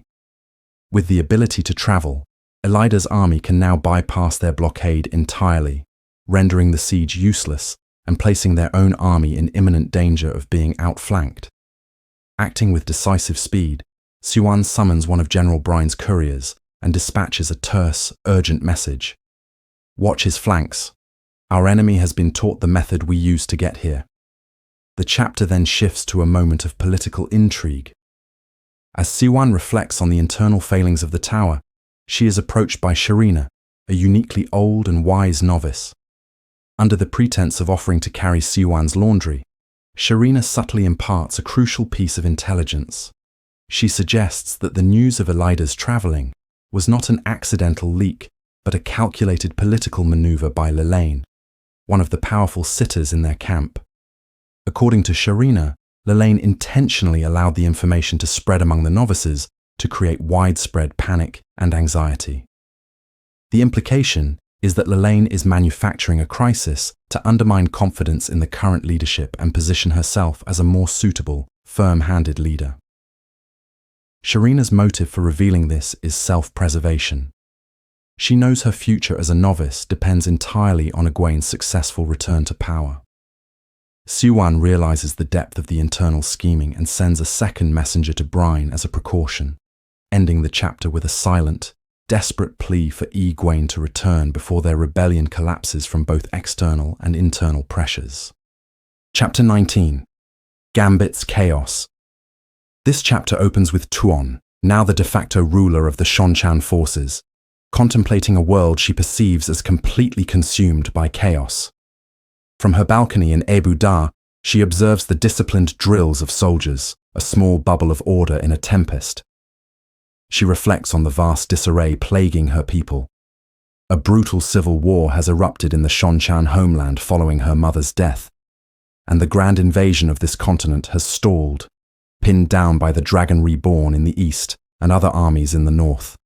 Her thoughts are darkened by a grim omen, a black dove, which has convinced her that one of her key generals, Turan, will not return alive. Her focus then turns inward to the immediate threats within her own court. The betrayal of Suroth, the former leader of the invasion, represents the ultimate breakdown of order. As Tuon prepares to hold her first audience, surrounded by her elite Deathwatch Guard, she considers her long history of surviving assassination attempts, viewing them as a twisted confirmation of her own power. The central theme of her internal monologue is a desperate need to impose stability and structure upon a world spiraling out of control. The first major event of the audience is her confrontation with Beslan, the young king of Altara. Rather than simply executing him for treason, Tuon engages in a masterful political gambit. She reveals her intimate knowledge of his budding rebellion, but then offers him a choice that is not between life and death, but between two different ways to serve his people. She presents a compelling case for Shonchan rule, not as oppression, but as a source of stability, protection, and prosperity, backing it up with prepared data. She offers to elevate him and his noble houses within the Shonchan hierarchy, making Altara the seat of imperial power on the continent.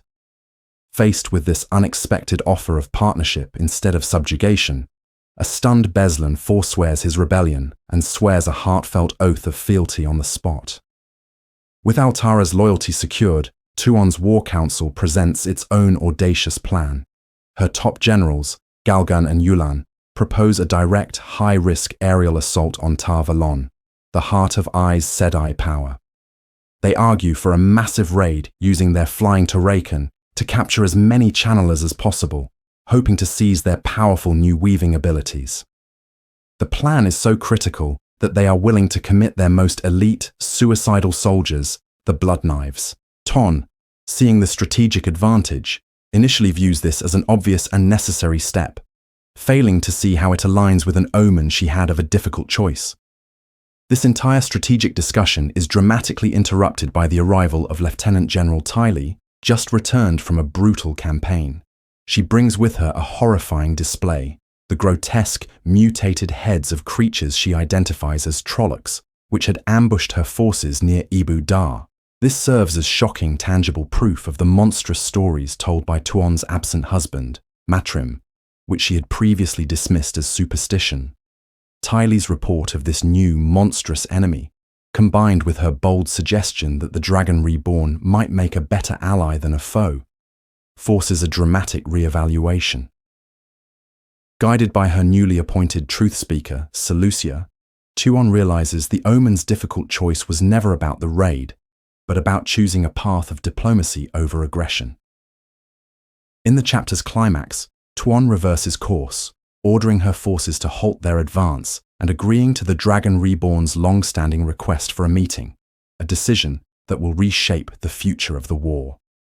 Chapter 20, On a Broken Road. The chapter commences as Mat Cawthon rides with his army, the Band of the Red Hand, along a decaying ancient road through Mirandi. He offers his second-in-command, Talmanes, a lengthy and cynical philosophy on the fundamental nature of women. Mat posits that attempting to reason with a woman is akin to playing a dice game where the woman disregards all established rules. He spins a detailed hypothetical scenario where a woman rolls blank dice, declares a winning number that changes to suit her needs, and garners the unthinking support of every other woman present, leaving the man utterly bewildered and defeated. This elaborate complaint serves as a clear window into Mat's current state of mind, reflecting his deep-seated frustration and confusion following his recent, complicated parting with his new wife, Tuon. The journey itself is fraught with difficulty. Mat leads 7,000 mounted soldiers through treacherous foothills, their path a fractured remnant of a bygone age. Their objective is to move with discretion, avoiding any unwanted attention.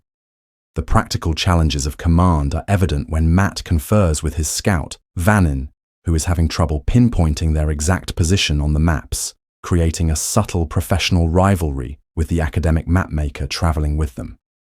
A more revealing conversation with the perceptive Talmanes exposes the anxieties beneath Mat's cavalier exterior.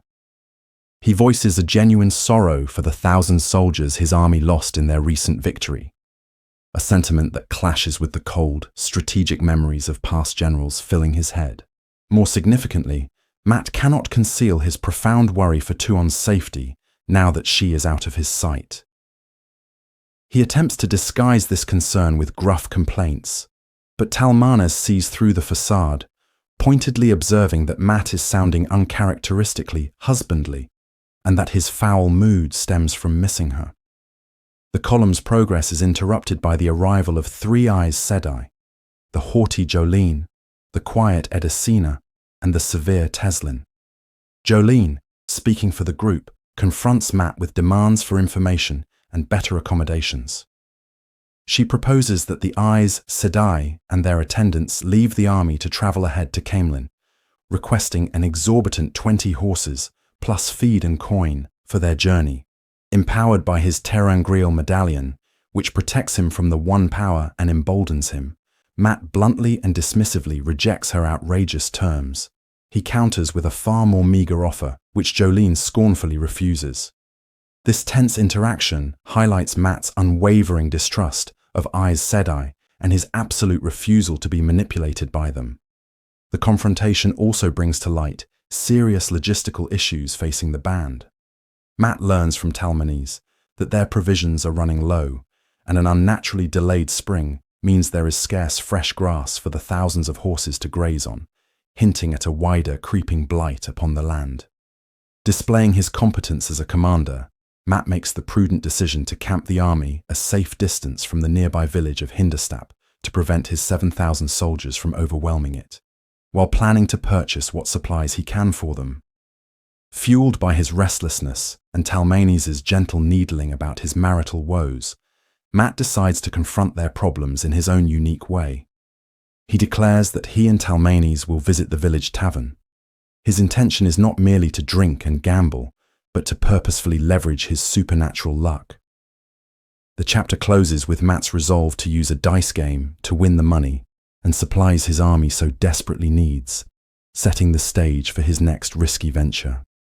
Chapter 21. Embers and Ash. The chapter begins as Perrin's consciousness emerges into a terrifying void. He is hanging suspended high in the air above a desolate grassy plain. He quickly realizes he has entered Tel'aran'rhiod, the wolf dream, a destination he had sought before sleeping. The spirit of the wolf hopper appears, communicating through a non-verbal language of sense and visions, and encourages Perrin to cast aside his fear and simply jump. Landing safely, Perrin observes his surroundings, noting that the sky is filled with unusually permanent and menacing storm clouds. Hopper's communication links this grim sky to an impending event called the Last Hunt, and the crucial survival of a figure named Shadow Killer, who is Rand. Hopper extends an invitation for them to run together, but Perrin declines. He articulates his profound fear of the feral instinct that resides within him, explaining that surrendering to the wolf leads him to commit dangerous acts. His purpose in coming to the dream is to find a way to command this part of himself and master his abilities. From the wolf's point of view, this human preoccupation with control is confusing and foolish. When Perrin's plea for guidance is dismissed, he tries to find other wolves on his own, pushing his mind too forcefully into the dream. This reckless act earns him a final warning from Hopper before he is violently ejected from the dream world. Awakening in his tent, Perrin finds Fael beside him. His first act is to bluntly deny the camp rumors about him and Berelaine, insisting on his faithfulness. Fael's response reveals the complexity of their relationship. She teases him, explaining that her jealousy is a necessary tool to show him how precious he is to her. Perrin then tries to offer her a similar assurance, clumsily telling her that whatever she did to survive her capture is forgiven. This deeply insults Fael, who is angered by the suggestion she was either weak or unfaithful. This exchange subtly reveals the painful, untold story of her captivity and her interactions with the honorable brotherless Aiel who guarded her. They briefly discuss logistics concerning the camp and the prophet Massema's mysterious disappearance before Perrin falls asleep again, muttering anxiously about Rand. Once he is sleeping soundly, Fael slips away into the night, for a secret meeting with her closest companions and Queen Alejandra. They have arranged a clandestine ritual to honor the memories of 4 Ayel, 3 brotherless men and 1 maiden of the spear, who protected them in Malden but died during the rescue. They gather under willow trees and burn small personal mementos of the fallen Ayel in a miniature pyre. The ceremony is saturated with grief and complex guilt.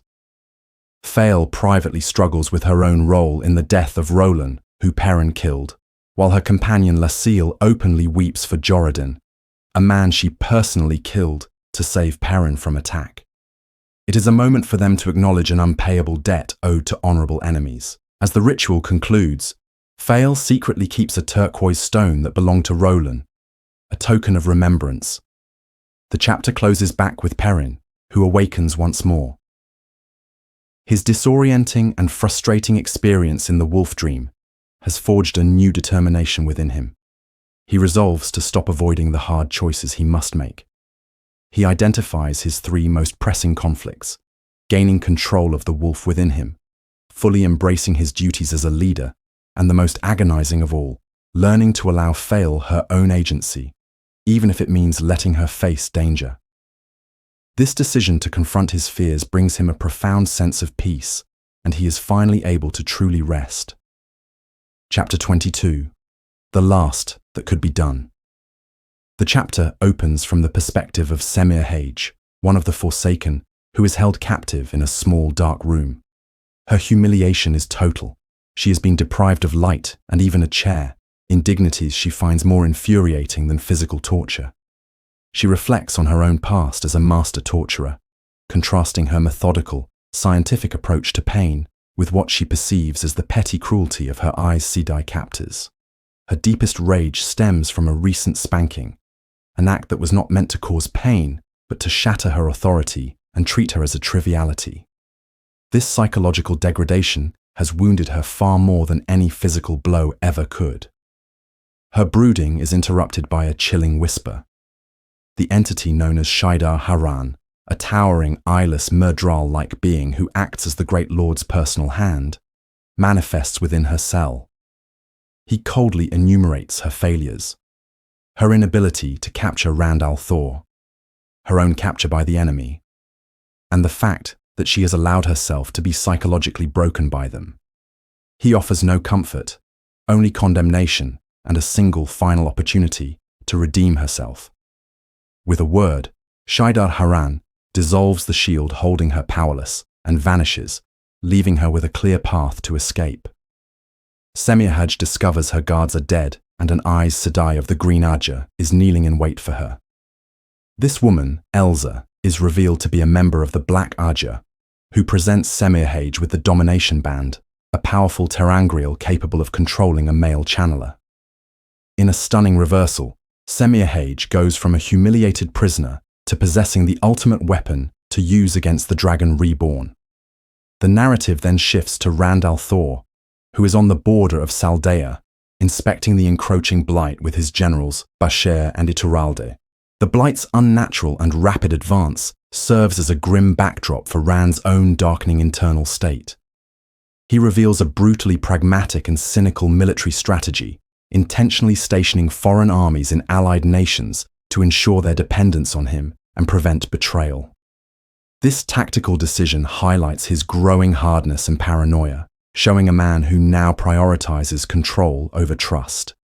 His internal turmoil is further explored through his silent conversations with the voice of Lews Therin in his head. A critical exchange reveals that while Lews Therin now agrees with the plan to break the seals on the Dark One's prison, he has no memory of how to properly reseal it without the original flaw that allowed the taint. This dashes one of Rand's few remaining hopes for a clear solution to his ultimate task. Weighed down by this and the immense pressure of his duties, Rand feels completely isolated, convinced that he must sever all emotional ties to become hard enough to face the last battle. Upon returning to his manor, this internal conflict spills into the open. He confronts Min, accusing her of being a mouthpiece for the Aes Sedai Cadsuane, a paranoid outburst he almost immediately regrets. Just as he recognizes how harsh he has become, the trap is sprung. A serving woman in the room reveals herself to be a disguised Semihage who snaps the domination band around his neck. Elsa joins her, and Rand finds himself completely enthralled, unable to move, speak, or channel without their will. Semihage's revenge is swift and cruel. When Rand endures her initial torture of pure pain with stoic silence, she escalates her attack from the physical to the emotional. She forces Rand to seize the One Power and inflict excruciating torture upon Min. Rand is made to be the instrument of agony for the woman he loves, feeling her suffering through their bond. After he is broken enough to beg for mercy, Semihage moves to her final, most monstrous act. She commands Rand to physically choke Min to death. As he is forced to kill the woman he loves, with his own hands pressing the life from her, something inside Rand shatters completely. This moment is the last that could be done to him, the ultimate violation that pushes him beyond all known limits of pain and despair. In this abyss, he unconsciously reaches for and channels a forbidden power, the true power, drawn directly from the Dark One. The experience is described as both ecstatic and violently agonizing, a torrent of power that dwarfs even the mightiest of Saidin. Filled with this terrible energy, Rand obliterates the collar, then utterly annihilates Semihage and Elsa, burning them from the pattern itself. The chapter concludes in the immediate aftermath. The true power recedes, leaving Rand physically exhausted and emotionally dead. Min is alive but looks at him with terror. Rand calmly informs her that he has made his choice. He can no longer be the man who laughs or shows flexibility. Where he once forced himself to be as strong as steel, he now understands that steel can be broken. He has become something harder, something absolute and unfeeling. Quendiar, or Heartstone. He has entered a void of emotion, believing it is the only way to survive and win the last battle, having now endured the final thing that could ever be done to break him. Chapter 23. A Warp in the Air. The chapter opens in the immediate aftermath of Semihage's escape, with Cadsuane hurrying to Rand al'Thor's chambers. She learns that, of the three Aes Sedai guards, Daigian is dead, while the other two were left alive but incapacitated by a strange trance. The immediate analysis is that Daigian was killed specifically because she lacked a warder, whose death sense would have raised an immediate alarm. Upon entering Rand's room, Cadsuane finds a tense scene with an injured Min and a disturbingly composed Rand. Any attempt by Cadsuane to assert her authority is immediately and completely shattered. Rand ignores her commands and demonstrates the forbidden weave of balefire, instructing Narishma that it is the required tool for permanently dispatching the Forsaken. This act signals a fundamental shift in their power dynamic. He then confronts her with the male Adam, revealing he had her quarters searched and found the warded box empty, a public indictment of her failure. The confrontation climaxes when Rand, with a soft and terrifying voice, banishes Cadsuane from his sight forever, threatening to kill her if she disobeys. His menace is so profound, so palpable that the air seems to distort around him, and he questions if she believes he could simply will her heart to stop. For the first time, Cadsuane is truly afraid of him. She recognizes that the boy she intended to shape is gone, replaced by a hardened and dangerous man. The chapter ends with her retreating in shock as Rand announces his plan to depart within the week. Chapter 24. A New Commitment. The chapter begins with Gorn Trakand arriving at the outskirts of Tar Valon, profoundly weary from 2 days of hard riding. From a barren hillside, he surveys the immense military encampment of Lord Gareth Brine, a sprawling and chaotic city that functions as a siege engine against the White Tower. Gorn is in a state of deep internal conflict, having just deserted his command of the younglings. While he feels the sting of this betrayal, his actions are now aligned with his heart's sole purpose, rescuing Egwene Alvera. His exhaustion makes him irritable and impatient, and his view of the situation is grim. He holds equal contempt for both the rebel Aes Sedai he must now work with, and the Tower Aes Sedai under Elida, believing both factions have unscrupulously used Egwene as a pawn. His urgent need to reach Brian, fueled by the fear that Egwene could be executed at any moment, leads to a direct confrontation at the army's central command post. When a dismissive watch sergeant attempts to send him away, Gawain, having no patience for military protocol, decides to create a significant disturbance. He swiftly disarms and disables the entire squad of guards using non-lethal sword forms, a calculated display of martial prowess intended to immediately summon the camp's highest authority. The gambit is successful, as Gareth Bryne himself appears to assess the situation, recognizing his former student despite the circumstances. The reunion inside Bryne's command tent is fraught with tension. Bryne admonishes Gawain for his reckless behavior, treating him like an impetuous boy rather than a prince. Gawain's plea to organize a rescue for Egwene is immediately shut down by two shocking revelations from the general. First, Bryne is not only aware of Egwene's capture, but has been informed, through the rebel Aes Sedai, that Egwene herself has forbidden any rescue attempt. Second, Bryne reveals he is bound by a formal oath to the rebel leaders, making it impossible for him to defy a direct order from their Amerlin, even to save her life. The conversation continues to strip away Gawain's assumptions, revealing how isolated he has been. Bryne informs him that his sister, Elaine, has successfully secured the Lion Throne of Andor, a momentous piece of news that Gawain is hearing for the first time. This revelation brings a flash of relief, but also underscores his failure to be at his sister's side. The situation deteriorates further as Bryne pieces together Gawain's recent past, correctly identifying him as the enemy commander who had been leading devastatingly effective raids against the rebel army's supply lines on behalf of the White Tower. This confrontation culminates in a bitter and personal argument over the memory of Gawain's mother, Queen Morgus. Gawain's passionate hatred for Rand al'Thor, whom he blames for his mother's death, is met with Bryne's harsh, pragmatic truth. Bryne recounts how Morgus's obsession with Lord Gaebril led her to betray Andor's interests, and suggests that her removal was a tragic but necessary act to save the kingdom. Coming from a man known for his unwavering loyalty, this perspective shatters Gawain's idealized image of his mother. Leaving the tent, Gawain leads Bryne to a woman he spotted earlier, whom he suspected was a disguised Aes Sedai. They find her among the camp's washwomen, and when they confront her, she reveals her name is Shemarin and confesses tearfully that she is no longer Aes Sedai, leaving the chapter on a note of mystery regarding the brutal internal politics of the Tower. Chapter 25. In Darkness. The chapter opens on Sheriam, the keeper of the Chronicles, who for a fleeting moment believes she has found peace. Her previous tormentor, Halima, has been driven from the rebel camp, and Sheriam allows herself a brief sense of satisfaction, even as the paranoid habit of checking her tent for hidden threats remains. This fragile calm reveals her deep-seated anxieties and her pragmatic ambition, as she has functionally taken over the absent Amelin's tent for her own work.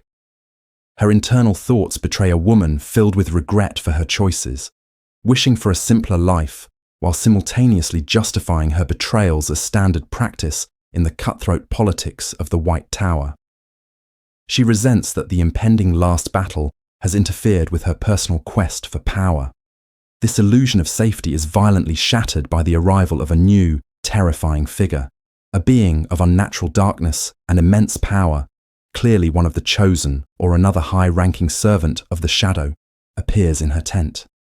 Sheriam is paralyzed by fear, immediately prostrating herself. The figure dismisses her position and delivers a new set of commands. She is to orchestrate the downfall of Egwene Alver and terminate the rebels' strategic meetings in the world of dreams. The demand becomes brutally specific when the creature learns of the Sleepweaver Terangriel used for access. Sheriam is ordered to steal all 19 of them within 3 days, with the gruesome penalty of losing a finger or toe for each one she fails to acquire. Her brief period of relief is over, replaced by an even more immediate and terrifying predicament. The perspective then shifts to Egwene, who remains a prisoner in the White Tower. She endures her confinement in a tiny, dark cell with unwavering dignity, Despite being constantly shielded and beaten, her spirit remains unbroken. She receives a visit from the citizen, who brings critical news. Elaida is to face a trial in the hall for her unlawful actions against Egwene, a significant crack in her tyrannical authority. However, Elaida's defense rests on branding Egwene a dark friend, a dangerous accusation. Scene also confirms that the Dark One's corrupting influence on the world is worsening, with chaos and strange phenomena escalating within the tower itself. Even in her powerless state, Egwene uses this meeting to push her agenda, urging Sane to remind the sisters of the true enemy and the need for unity. As the door closes, plunging her back into darkness, Egwene reflects on her uncertain fate, reaffirming her resolve to endure any hardship if it will ultimately save the tower. Chapter 26. A Crack in the Stone. The chapter begins with Aviendha engaged in a deeply shaming and seemingly pointless punishment. As Basha's forces and other wetlanders chaotically prepare the manor grounds for departure, she is forced to sit and transfer water between two pails, one single drop at a time. This task, which a wetlander might see as easy, is a source of profound dishonor for Aviendha, as it renders her useless while her people work. Her inability to discern the lesson behind this discipline fuels a growing anger and self-doubt. Her isolation is broken by Min Farshaw, who approaches to voice her deep concern over Rand al'Thor's mental and emotional state after his harrowing confrontation with Semihage. Min feels adrift, unsure who to trust, and seeks an ally in Aviendha. Their subsequent conversation highlights the cultural chasm between them, particularly when Min suggests the Aiel way might involve a physical confrontation over Rand. Aviendha scoffs at the notion of fighting over a man, stating that their arrangement will continue as it is until she decides otherwise. However, Min's persistent, though innocent questioning about Aviendha's punishment serves as the final spark to her frustration. At her breaking point, Aviendha storms away from the Pales and confronts the trio of wise ones, Amys, Bear, and Melaine. She declares that she will no longer tolerate their punishments, and believing she has learned all she can, presents herself as their equal, ready to join their ranks. Instead of anger, her defiance is met with laughter and acceptance. The wise ones reveal that this act of standing up for herself was the final, crucial test of her apprenticeship.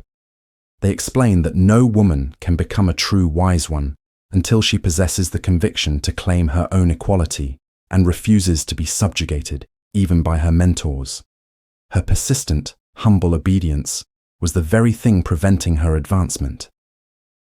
Now recognized as their sister, Aviendha is given one last trial. She must journey to Ruidian and enter the glass columns for a second time. Amys provides final instructions, urging a swift return as her strength and counsel will be needed to help manage the changed Rand. With her honor restored, Aviendha weaves a gateway and departs for the threefold land. The scene shifts to Ramanda's tent in the Rebel Aes Sedai camp. She, along with Lelaine, Siouan, and others, listens to the story of Shemarin, a sister who fled the White Tower after being demoted to accepted by Elaida. Shemarin's testimony reveals her demotion was not for conspiracy, but for a simple, momentary lack of poise, confirming Egwene's reports of Elaida's tyranny. The Aes Sedai realize with dread that Elaida was likely using Shemarin as a test case to establish the precedent of demotion before using it against her true political enemies. This tense political discussion is horrifically interrupted by an unnatural event. A single, large cockroach, identified as a species native to Shara, forces its way through the tent's floor, followed by a surging, unstoppable swarm that covers everything. The women and their warders are forced to flee the overwhelming infestation. Acknowledging this as a direct touch from the Dark One, they incinerate the entire tent to contain the evil. The chapter ends with Ramanda watching her worldly possessions burn, profoundly shaken. The incident solidifies her belief in Egwene's warnings, forcing her to contemplate the unthinkable sacrifices, perhaps even bowing to Elaida, that might be necessary to reunite the tower before the last battle arrives. Chapter 27. The Tipsy Gelding. The chapter begins with Matt Cawthon making his way towards the village of Hinderstap, feeling thoroughly encumbered. He has been unsuccessful in his attempt to slip away from the Aes Sedai, who, along with their warders and a small military escort, have insisted on joining him and Talmanis on their descent from the main camp. They are motivated by the prospect of soft beds and warm baths, luxuries Matt has denied them. Despite his irritation with his companions, Matt feels a sense of rightness in being on the road again, anticipating a night of dice and ale, a simple pleasure he has been missing. His mind drifts between this desire for uncomplicated fun and a conscious effort to avoid thinking about Tuon. His conversation soon turns to his friend, the gleeman Thorn, who is poring over the letter that speaks of Moiraine's survival. Matt gently chides him, suggesting that obsessing over the perilous rescue mission to the Tower of Genji is pointless when they are still weeks away from being able to attempt it. This discussion highlights Matt's own complicated feelings about the rescue. He feels a powerful sense of obligation to go, a feeling he attributes to a need to settle his score with the otherworldly Elfin and Elfin, who left him with a head full of memories that are not his own. This sense of duty exists despite his lack of any real fondness for Moiraine. The conflict underscores Matt's fundamental character. He complains and tries to shirk responsibility, but he is ultimately incapable of leaving someone to a terrible fate. During their talk, Matt experiences a brief and unsettling vision of Rand, alone, tormented, and missing a hand, which only strengthens his resolve to stay far away from his increasingly dangerous friend. The journey itself provides more unease when Thorn identifies their route as an ancient road in a place called the Splintered Hills, once part of Aridhol. The name brings forth an unwelcome and vivid memory for Matt, reminding him of his dark connection to Shadar Logoth. When they reach Hinderstap, their reception is peculiar. The village mayor, a sturdy man named Balden, greets them with a strict warning. They are welcome to trade, but every last outsider must be gone by sunset, a rule he enforces rigidly, showing no deference to Jolene's Aes Sedai authority. Other strange details soon become apparent, from the villagers' once fine clothing that is now covered in careful patches to their oddly desperate and insular focus on celebration. Seeing an opportunity in this strangeness, Matt steers Talmanis to the most run-down tavern, the Tipsy Gelding, to set a unique plan into motion. He joins a dice game and begins to deliberately lose, betting his own gold crowns against the silver pieces of the locals. His objective is not to win their money, but the opposite, to flood the town with his own coin and maneuver the villagers into a position where they will trade him the large quantity of supplies his army desperately needs. As Matt's losing streak continues, and more villagers flock to the tavern to bet against the rich fool, Talmanis becomes increasingly concerned. He confides in Matt that the townspeople seem disturbingly disconnected from the outside world, expressing no interest in the Dragon Reborn or the Shonchan War, as if they are trapped in a bubble of forced revelry. The tension reaches its peak when Matt, having lost all the money in his pockets, has his personal treasure chest brought into the tavern for one final massive wager. He offers the entire chest of gold not for coin, but in exchange for a wagon, horses, and as much food and ale as the villagers can gather before nightfall. Overcome with greed, the townspeople scramble to meet his terms. Mayor Balden, however, steps in, certain that Matt has been cheating by using dice weighted to lose. To ensure a fair outcome, the mayor confiscates Matt's dice and announces that he himself will make the final throw. After a tense moment of hesitation, Matt agrees to the bizarre terms. Balden throws the dice, which land on a winning roll for Matt. With the wager won, Matt is harshly ordered to take his goods and depart immediately as the sun vanishes. The mayor then frantically ushers every villager indoors, leaving the streets in an unnatural and complete silence. Just as Matt is remarking to Talmanis that there was nothing to worry about, the eerie quiet is violently broken by the sound of screaming. Chapter 28. Night in Hindustap. The chapter begins with Mat Cawthon and Talmanes caught in a sudden, horrific melee within Hindustap. Talmanes is shocked into swearing as he battles the villagers, whom Mat had been socializing with moments before. Mat utilizes his Ashandare efficiently, crippling attackers rather than killing them, but notes the unnatural frenzy of the townsfolk who attack everyone, including their own companions, with raw, animalistic brutality. Realizing the danger, Mat prioritizes escape over recovering his gold and food wagon, recognizing the terrifying depth of the village's collective madness. As they flee, Mat and Talmanes discuss the unnatural quality of the attack, confirmed when the pursuing villagers drop to all fours and move with a disturbing, loping gait. The entire town is consumed by violent, seemingly random murder involving women and even children. Mat, refusing to abandon his men, turns back when his soldier Delan is thrown from his horse during a charge through the deepening unnatural gloom. Mat dismounts to rescue Delan, fighting in the near-total darkness where the attackers move, with uncoordinated yet overwhelming ferocity. Delan is severely wounded by his own sword, which an attacker managed to seize. Just as Mat is overwhelmed, Tom Merrilin arrives on his white horse, using his throwing knives to provide critical cover. Guided by the sight of fireballs, they find the eyes Sedai, Jolene, Teslin, and Edicina besieged in the inn. They enter through the back, encountering dead servants and the homicidal cook, whom Mat is forced to kill. Mat confronts Jolene, who nearly attacks him for startling her. He forces the women to abandon the other, hostile servants, arguing that the entire village is consumed by irreversible madness. Jolene reluctantly agrees to leave, but insists on taking the two bound serving girls. Outside, Delan collapses, but Edicina heals him, a process that causes Mat's medallion to react with an icy chill. Delan's muttered words about dancing with Jack of the Shadows underline the supernatural horror of the night. Unable to rest, Mat sits watch until dawn, plagued by the memory of the fighting and convinced that this was the work of the Dark One. Tom joins him, revealing that he overheard rumors and acquired a drawing of Mat's face and another of Perrin's, being distributed by an outlander woman offering a reward in a nearby town called Trustair. Mat decides they must return. In the morning light, Hindustap appears perfectly normal.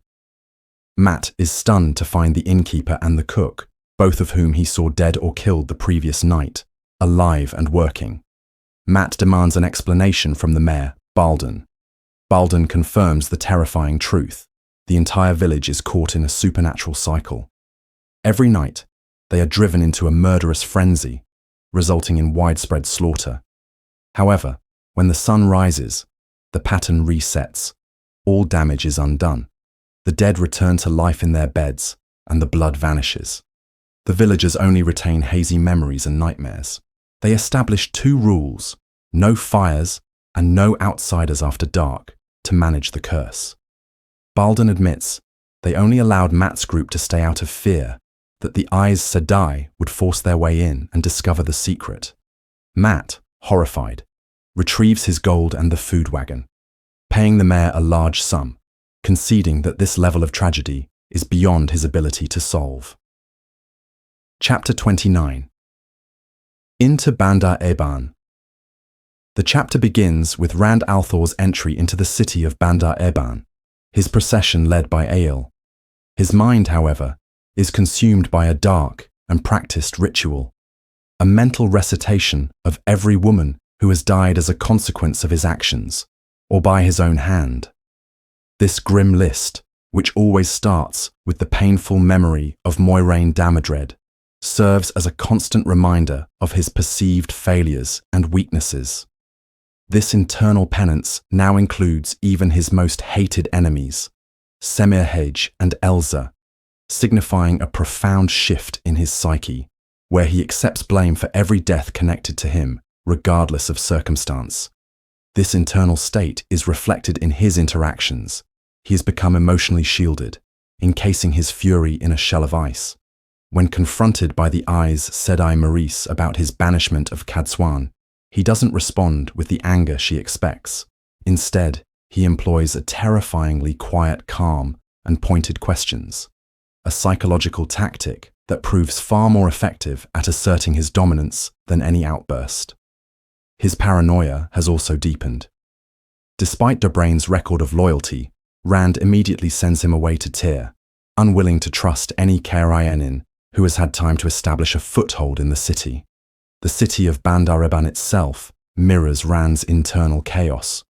The docks are nearly empty, and the people show signs of recent starvation, a stark contrast to the opulence of the merchant district.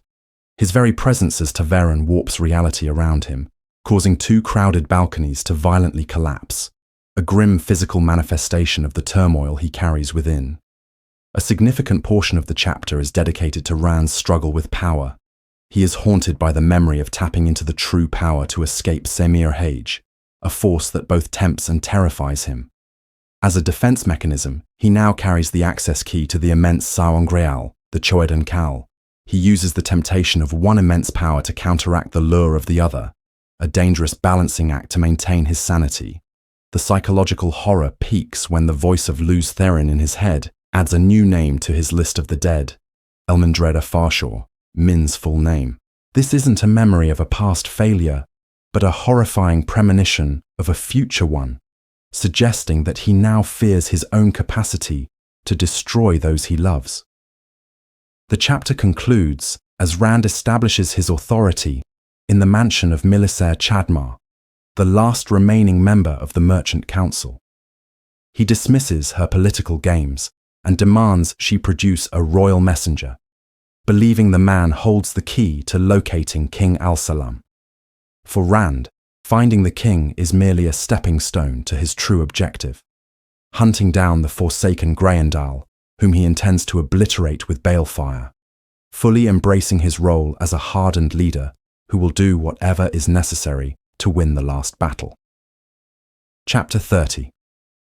Old Advice. The chapter begins with Goin Trakand reflecting on a rare, vivid memory of his distant father, Taringale Damodred. The memory is of a piece of advice given to his half-brother Galad, a warning against 2 specific groups of people, beautiful women and Aes Sedai, with a particular caution for any woman who might be both. This recollection serves as a powerful thematic framework for Goin's current predicament, colouring his interactions and his internal turmoil. He immediately finds himself face to face with this old advice during a frustrating meeting with the Aes Sedai Lelaine. Goin perceives her not as a stunning beauty, but as a far more dangerous type of pretty woman, one whose attractiveness is a tool for disarming others. He pleads with her to authorize a rescue mission for Egwene, arguing that Egwene's commands to the contrary are merely self-sacrificing attempts to protect the rebels. Lelaine, however, skillfully dismisses his concerns, all while using the meeting to manipulate him. She denies him her full attention and turns the conversation into an interrogation, seeking intelligence on the political and economic policies of his sister, the new Queen Elaine. Goin leaves the encounter feeling used and no closer to his goal, convinced the rebel leaders are more interested in the power vacuum Egwene's absence creates than in her actual safety. Seeking counsel, Goin meets with his old mentor, Gareth Bryne. Their conversation quickly moves from pleasantries to serious matters. Bryne first pressures Goin for information on the younglings, the soldiers Goin abandoned at the White Tower. Goin firmly refuses to betray them, framing them as inexperienced boys who are no longer a significant threat without his strategic command. This tense exchange leads to the chapter's central philosophical conflict, as Bryne challenges Goin to confront his own uncertain allegiances. Bryne probes Goin's very identity, questioning whom he truly serves. He shares his own history of doubt and the struggle to choose the right side, recounting how he questioned his loyalties even during the Oil War and after his service to Goin's mother was betrayed. Bryne reveals that he has chosen to stay with the rebels not out of obligation, but out of a deep conviction that their cause is just, and that Elaida's leadership is a threat to the world.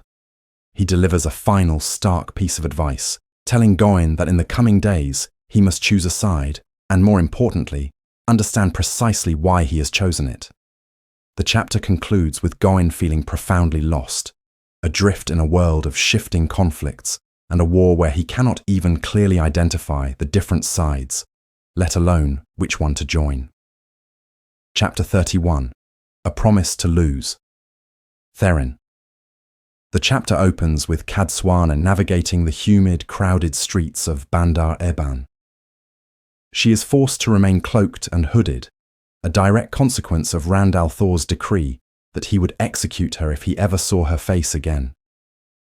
This discomfort is a constant reminder of her precarious situation, yet she endures it, reflecting cynically on the nature of power.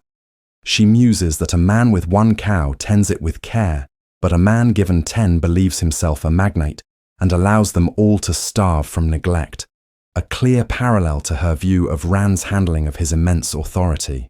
Her journey through the city is filled with sensory details of her displeasure: the packed streets swollen with refugees, the impractical wooden boardwalks that force her into muddy intersections, and the distinctive but, in her opinion, frustrating culture of the Damani. Her destination is an inn called the Wind's Favour, an establishment of surprising elegance run by an Andorran man named Quillin Tassel. There, she finally lowers her hood and begins her true purpose: gathering information.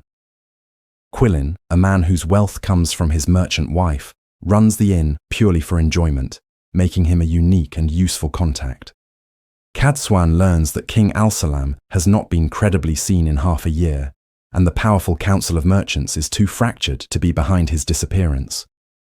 More disturbingly, Quillin reports that since Rand's arrival, the spoilage of grain has worsened, and sinister rumours blame the Aiel for poisoning the food.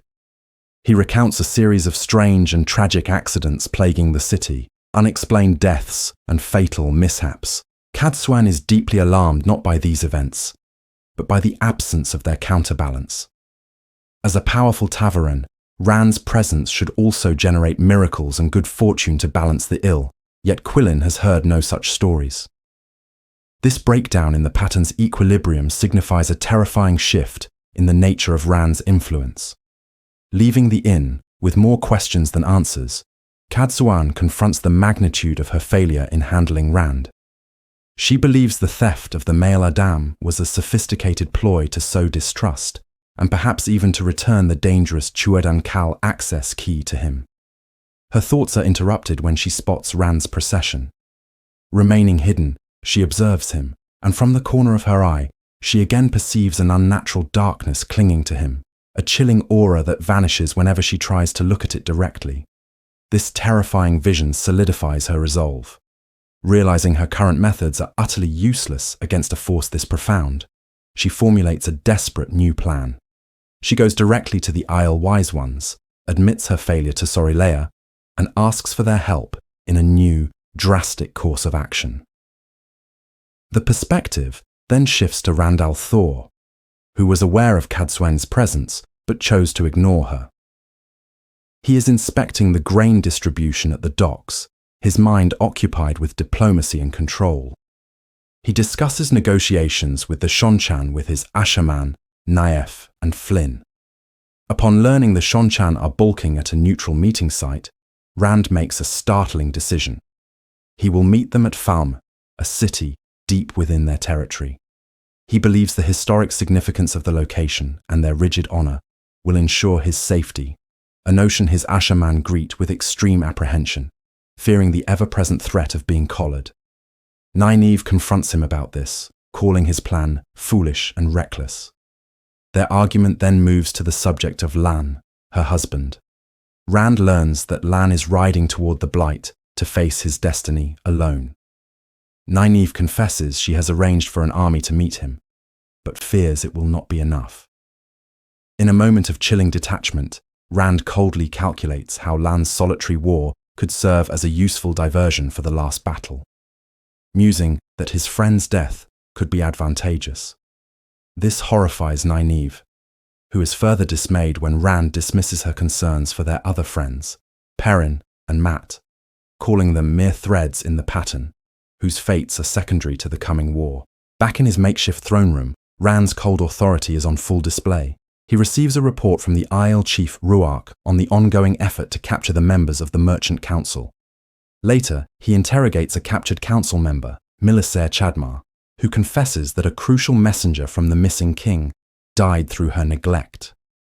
As a sycophantic lord calls for her execution, Rand decides her life is more valuable for a future council vote, and instead sentences her to the same dungeon where the messenger perished. The chapter culminates in a final explosive confrontation with Nynaeve, who challenges the hardening of his soul. Rand's rage surges, and he threatens her with the same exile as Cadsuane, his hand instinctively moving toward the powerful ter'angreal in his pocket. The fear in her eyes is a stark reflection of what he is becoming. Stalking away, he is left alone with his thoughts and the voice of Luz Therin, reaffirming the promise he made to the madman in his head, that after the end, they will finally be allowed to die. Chapter 32. Rivers of Shadow. The chapter opens with Nynaeve standing atop the city wall of Bandar Eben, observing the darkened metropolis below. Her vantage point allows her to see over the city towards the ocean, where a thick night fog churns over the water like a spectral entity, kept at bay from the land by an unseen force. Internally, Nynaeve is troubled, still sensing the metaphysical storm to the north and feeling a deep, instinctual urge to warn the city's inhabitants of an impending disaster, though she knows this particular tempest cannot be weathered in a cellar. The air is thick with the competing smells of oceanic brine and urban decay, a combination that triggers a wave of nostalgia for the clean, fresh winds of her homeland, the Two Rivers. This wistfulness, however, is immediately followed by the painful acknowledgement that she can never return to that simple life. Her identity is now irrevocably intertwined with being Aes Sedai, a role that has become more central to her than her former position as wisdom ever was. She reflects on her power to heal and her elevated status in the world, a status further complicated by her marriage to Lan, a king without a kingdom. She accepts that neither of them would be content with the quiet life of the Two Rivers anymore, yet the memory of it remains a source of melancholy. Her reflections are interrupted by Maurice, who, along with Cadsuane and Corelle, is observing a strange phenomenon to the east. Nynaeve joins them and witnesses an ethereal procession of glowing, colourless figures moving in a sombre funereal march across the dark landscape, carrying what appears to be a coffin.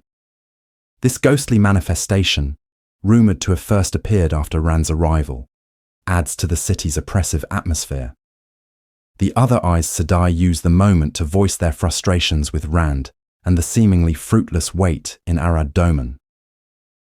Maurice is particularly dismissive of Rand's focus on the nation's political instability, while Nynaeve internally defends his actions, considering the threat of the Shonchan and the potential presence of the Forsaken Graendal. During this conversation, Nynaeve shares a brief, silent, and enigmatic glance with Cadsuane, a moment of seeming solidarity that leaves Nynaeve puzzled. Deciding she has had enough, Nynaeve leaves the wall and descends into the city. Her thoughts return to Rand, specifically his growing hardness and volatility. She contrasts his current intimidating aura with the gentle boy she once knew, concluding that her old methods of bullying him into compliance will no longer work. As she walks through the refugee-clogged streets, she is drawn by the sound of a sick child's cough. Pushing through the suspicious and fearful crowd, she finds a family, and after staring down the boy's hostile father, uses her knowledge of herbs and a powerful weave of healing to break the child's fever. This act reinforces her core identity as a healer, but also highlights the widespread fear and mistrust of Aes Sedai among the common people. This encounter solidifies Nynaeve's resolve to find a new way to help Rand.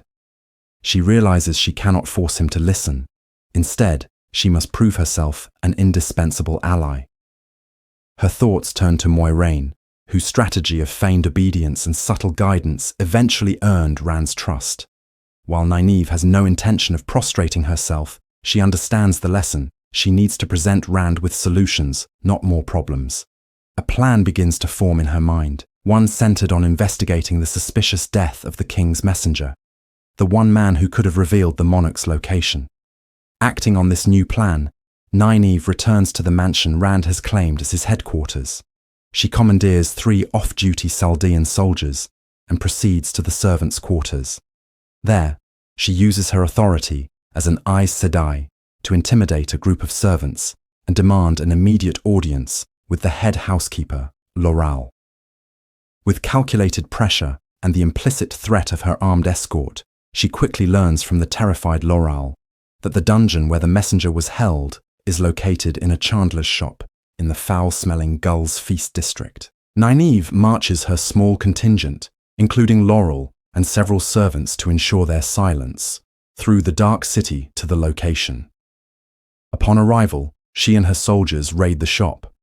They quickly subdue 3 brutish men who are clearly jailers, not candlemakers, and discover a terrified apprentice.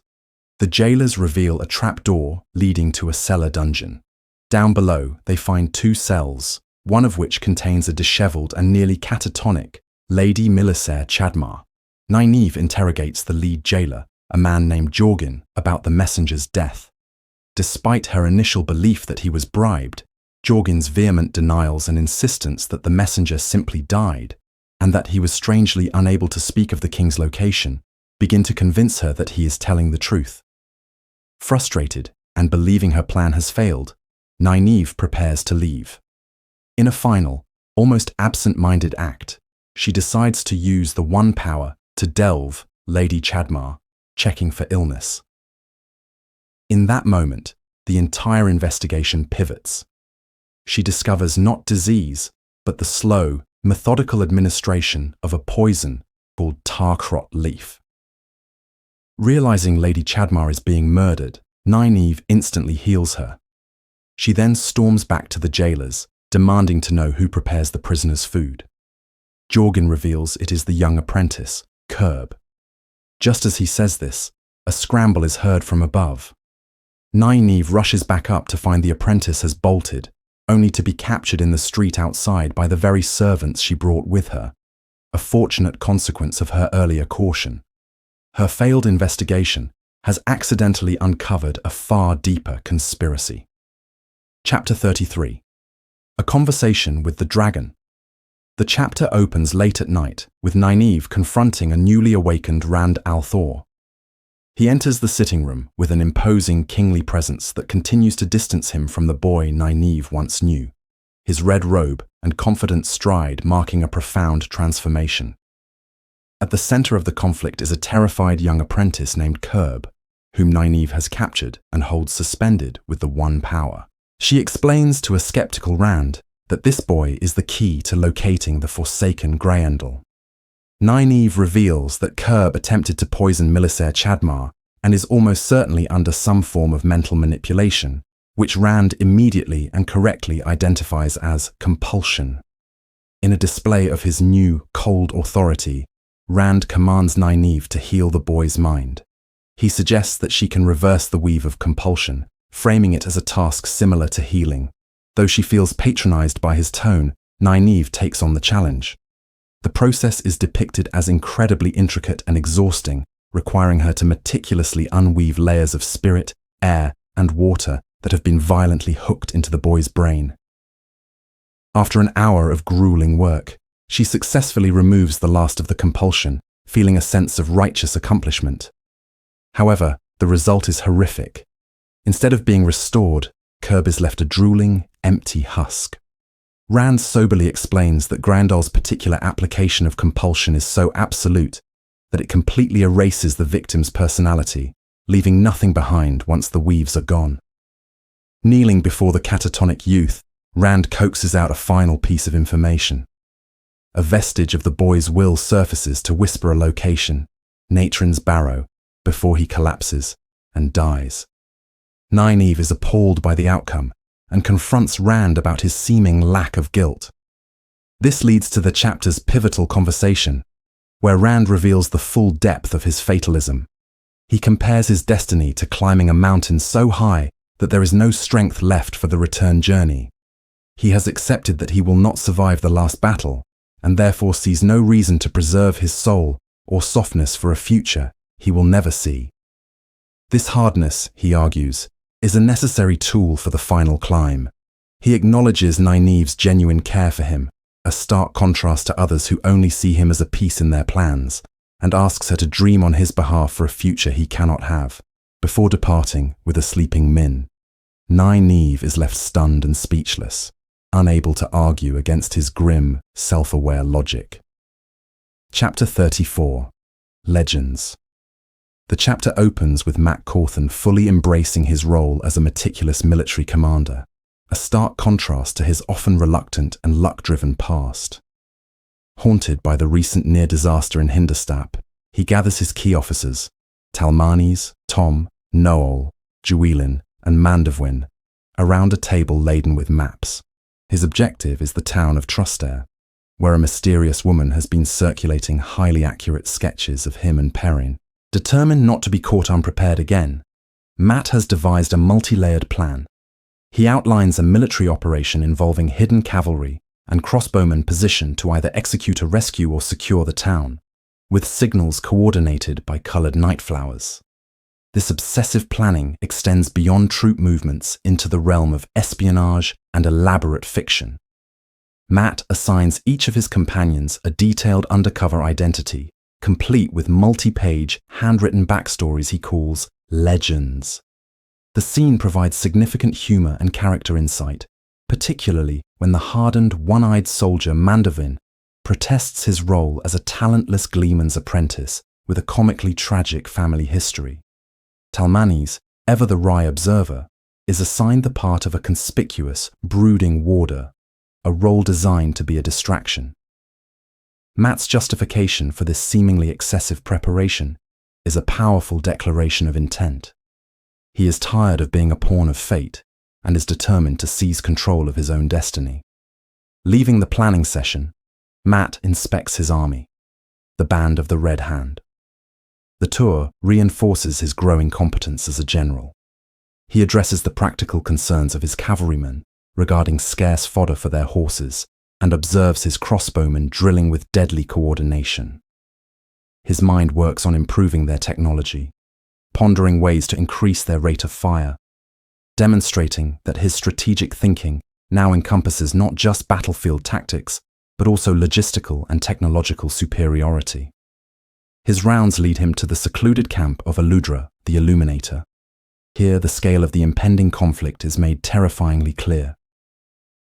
Mat examines her finalized plans for the Dragons, the series of cannons she is designing for the last battle. He is staggered by the sheer volume of resources required, a literal mountain of charcoal, sulfur, bat guano, and, most astonishingly, every single scrap of copper and tin that can be scrounged from 4 of the largest nations in the world. The conversation is laced with a lingering awkwardness from his recent marriage to Tuon, but Aludra is resolute, arguing that her seemingly extravagant demands are the bare minimum necessary to forge the weapons that will be needed. The chapter's climax arrives with sudden and ironic force. Just as Mat is deep in strategic thought, the young boy Olver runs in to announce a visitor. At the edge of the camp, Mat finds the very woman he was planning to raid Trustair to find, the Aes Sedai, Verin Mathwin. The intricate and carefully constructed plan he spent the entire chapter developing is rendered instantly obsolete. Verin reveals that she was the one distributing his likeness, and she found his camp so quickly precisely because of his own preparations. The merchant he paid for a map of Trustair went directly to her. In a final, stunning twist, Verin offers a solution that surpasses anything Mat could have imagined. She possesses the ability to travel and offers to transport his entire army to Caemlyn by nightfall, a journey that would otherwise have taken them 20 grueling days. The chapter concludes on this precipice of change, his meticulous raid plan replaced by a far greater and more immediate opportunity. Chapter 35. A halo of blackness. Rand al'Thor arrives through a gateway to the coast outside Falm, a city that immediately assaults him with powerful memories. The scents of cookfires remind him of his first visit, a time of uncertainty before he had accepted his destiny as the Dragon Reborn. For him, Falmer represents a profound turning point, the place where the naive shepherd was metaphorically burned away, leaving only the grim figure he had become. His internal state is a fragile construction, a cold stillness capping a volcano of frozen rage. This inner turmoil is exacerbated by a brutal mental battle with Luz Therin for control of the One Power, a struggle that leaves him disoriented and muttering to himself. Wary of being captured again, he holds an access key, a terra angrial, allowing him to draw more of the power as a desperate precaution. From her pavilion, Tuon, the daughter of the Nine Moons, observes his approach. She is struck by the contradiction of his youthful body and his ancient, weary eyes. She has deliberately arranged the meeting to be between equals, meeting him not as empress, but as the daughter, a subtle political maneuver. Their negotiation begins with Rand's blunt demand for peace, arguing that the looming last battle necessitates an alliance against the Shadow. Tuon counters with the Shonchan worldview. They are the prophesied return, destined to unite the fractured lands under their imperial banner. The discussion quickly stalls at their fundamental disagreement over the Shonchan practice of leashing female channelers, which Rand vehemently condemns as a non-negotiable point. Seeking to destabilize him, Tuon mentions her history with Matrim Cawthon, revealing that he had abducted her. The topic shocks Rand and provokes a passionate defense of Mat's character from Nynaeve, which in turn gives Tuon a new perspective on the man she considered a scoundrel. However, Rand's patience finally shatters. He stands and attempts to overwhelm Tuon with the sheer force of his will, a palpable pressure that almost compels her to obey. In that moment, she perceives a terrifying aura around him, a shimmering halo of pure blackness. This glimpse into the profound darkness within him is horrifying. Despite the crushing weight of his will, Tuon finds the strength to defy him, whispering, "No." Her resistance breaks his concentration. Defeated, Rand becomes icily calm and departs without another word, his entourage clearly disturbed by what they witnessed. The encounter leaves Tuon deeply shaken, not by his power, but by the seething hatred she sensed radiating from him. Convinced that such a man cannot be allowed to act freely, she makes a swift and final decision. She stands before her people, declares herself empress, and in her first official act, orders her generals to prepare an immediate assault against Tar Valon, thereby escalating her conflict with the Dragon Reborn into total war. Chapter 36. The Death of Tuon. The chapter opens in Mat Cawthon's camp, where he finds himself hosting an unexpected guest, Verin Sedai. Accompanied by her warder Thomas, Verin explains that her arrival was not by choice, a claim Mat finds deeply suspicious given her ability to travel. As they talk, Mat's internal frustration with his uncomfortable bench serves as a constant backdrop to his unease with the Aes Sedai's presence. Verin, playing the part of a distracted brown Aja scholar, reveals that she was forcibly pulled across the continent by an overwhelming Tavaran influence, one she attributes directly to Mat himself. She then delivers two pieces of monumental news she gathered while recently with Rand al'Thor. First, she confirms that the Dragon Reborn is indeed descending into madness, though she argues it is as much from the immense pressure on him as from the One Power. The second, more world-shattering revelation is that Rand has succeeded in cleansing saidin, completely removing the Dark One's taint from the male half of the true source. Mat is left reeling by this information, feeling as though the very foundation of the world has shifted beneath him. Verin elaborates on her bizarre journey, detailing a series of improbable events, infires, misplaced jewelry, and wandering livestock, that systematically thwarted her every attempt to travel away. She describes a physical pulling sensation, which Mat recognizes immediately, confirming her theory that he unknowingly summoned her. Having established her unwilling presence as a work of the pattern, Verin sets her price for creating a gateway to Andor. She presents Mat with a sealed letter containing secret instructions he must follow 10 days after arriving in Caemlyn. Mat flatly refuses to be bound by a blind oath. They eventually reach a compromise. Mat can choose to ignore the letter, but if he does, he must remain in Camelin for 30 days. He agrees, fully intending to simply wait out the time. The narrative then shifts dramatically to the Shonchan, where the identity of Tuon is declared dead. In her place is Empress Fortuona, who is presiding over a solemn military ceremony. She is dispatching an elite aerial assault force, the Fists of Heaven, on a multi-day flight to attack the White Tower itself. The Empress gives a final fatalistic blessing to 5 blood knives, assassins wearing ter-angrial rings that grant them immense power at the cost of their lives. Theirs is a suicide mission, to kill as many Aes Sedai as possible. The chapter concludes with Fortuona's chilling realization that this unprovoked attack will irrevocably change their conflict with the Dragon Reborn. Before, the Shonchan were his enemy. After this, she fears, he will become theirs. Chapter 37, A Force of Light. The chapter opens on a scene of profound tension, with Min silently observing a changed Rand. He prepares for the evening with a mechanical precision, his movements deliberate and devoid of his former vitality.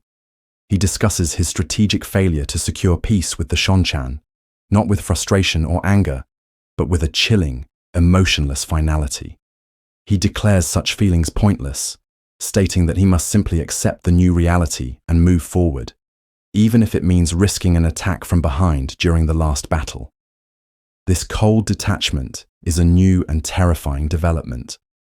While he dresses, Min experiences a new viewing. The image of Dragonmount, a symbol of his destiny, shrouded in dark shadows, with a single tiny point of light descending upon its peak. The vision is baffling but clearly significant. Min's thoughts turn inward, reflecting on her own perceived failures.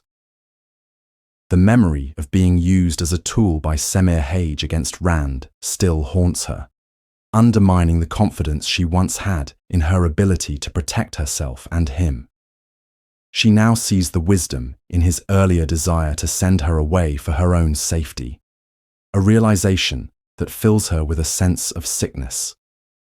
His transformation since that day is stark. A light within him seems to have been extinguished, and she fears he now sees her only as a liability. Rand reveals his immediate intention: to hunt down the forsaken Grandal. He dismisses Min's concern that he might be walking into a trap, arguing that Grandal's arrogance will make her vulnerable to a swift, direct assault. He believes she will be too concerned about being traced to have planted the boy Nynaeve found as bait. Against her own fear, Min insists on accompanying him, and to her surprise, he agrees flatly, without argument. Rand's plan begins to unfold as he summons Nynaeve and a foppish nobleman named Lord Ramshalan. He presents a riddle to the courtier. How does one defeat an enemy who is demonstrably more clever? Ramshalan, preening under the attention, suggests either seeking an even cleverer ally or forging an alliance with the enemy. Seizing on this, Rand names Ramshalan his emissary and sends him through a gateway directly to Grandal's fortress, a remote and forgotten palace known as Natrin's Barrow. The pretext is to seek allies among the minor nobility, but the true purpose is far darker. Rand, Min, and Nynaeve, escorted by 20 Isle maidens, follow through the gateway to a ridge overlooking the beautiful and bustling fortress. As they watch the signs of life below, guards on the battlements, servants fetching water, Rand explains the brutal calculus of his plan. He knows he cannot out-manipulate Grendel. Instead, he fully expects her to capture and use compulsion on Ramshalan, reading the man's mind and turning him into a subtly programmed weapon. The Aiel soon return with the disheveled nobleman, and Nynaeve confirms he is under a powerful and complex web of compulsion. As night falls, Rand ignores Min's pleas to reconsider. He takes out a powerful access key, a terangriel, and speaks of his new philosophy, born from his past failures with the sword Kalandor. He can no longer afford to be driven by emotion. Anger must be contained and channeled, and every death must be a deliberate, intentional act. He chillingly compares the coming slaughter to the mercy he delivered to a woman named Leah in Shadar Logoth. He then unleashes an overwhelming column of pure balefire. The energy vaporizes the entire fortress, erasing it and all its inhabitants from the pattern. The very fabric of reality seems to groan under the strain of such a powerful unmaking. In the aftermath, Rand's face is a mask of ecstasy and reverence, which quickly contorts into one of great pressure. The proof of his success comes immediately. Nynaeve checks Ramsharlan and finds him completely free of compulsion. Since balefire erases a person's recent actions from time, Grindal's death meant she had never placed the weave on him. Rand explains his strategy. He refused to play her game of wits and instead delivered a single, overwhelming blow. Having served his purpose, the terrified Ramsharlan is dismissed into the wilderness. Back in their quarters, Nynaeve confronts Rand, calling his action an abomination. Rand coldly justifies the mass murder, stating that Grindal's victims, trapped in mind-destroying compulsion, were granted a mercy by being burned from existence. He then leaves, his detachment absolute. Nynaeve and Min are left grappling with the horror of what they witnessed. Nynaeve questions if this ruthless, inhuman version of Rand is what is required to win the last battle, but she and Min agree that a victory that costs Rand his soul is no victory at all. Realizing they are out of their depth, they seek out Cadsuane. They find her with the Wise Ones and recount the night's events. After some deliberation and Cadsuane's intervention, Nynaeve is reluctantly brought into their circle on the condition of total obedience, a promise she makes through clenched teeth. Her first task is to discover the location of Perrin Ibarra. As they leave, Min reflects that everyone is trying to manage Rand when what he truly needs is help. Chapter 38. News in Tel'aran'rhiod. The chapter opens within the dream world of Tel'aran'rhiod, where Egwene confronts a familiar argument from her friend and subordinate, Siuan Sanche. Siuan, appearing as a translucent figure, pleads with Egwene to abandon her imprisonment within the White Tower. She argues with pragmatic urgency that Egwene's continued captivity is a fruitless gesture, a slow decay in a cell that will only end with Elaida ensuring she is never freed. Siuan uses the metaphor of a net that has been mended too many times, insisting that it is sometimes necessary to discard the old and weave something new. This conversation highlights the unique and complex dynamic between the two women. They are bound by a shared history and a genuine friendship, yet also by the strict hierarchy of Egwene being the true Amyrlin in seat. Egwene, however, remains resolute. She views her suffering not as a weakness, but as a political weapon. Every day she endures Elaida's punishment without breaking is a symbolic blow against the other woman's legitimacy, a rallying point for dissent within the tower. She believes that fleeing would be seen as a surrender, undoing all the progress her defiance has achieved. Their debate intensifies as Siuan points out the grave danger of Elaida's accusation that Egwene is a dark friend. While Egwene believes the charge is baseless and will not hold up in the hall of the tower, Siuan warns her of Elaida's capacity for swift, unpredictable cruelty, a lesson Siuan herself learned at a terrible cost. A tense compromise is reached. Egwene will only accept a rescue if the hall officially sentences her to execution, a possibility she still deems remote. The conversation then shifts, and Siuan delivers a piece of news that momentarily shatters Egwene's carefully constructed composure. Goin Trakand has arrived in the Rebel Eyes Sedai camp.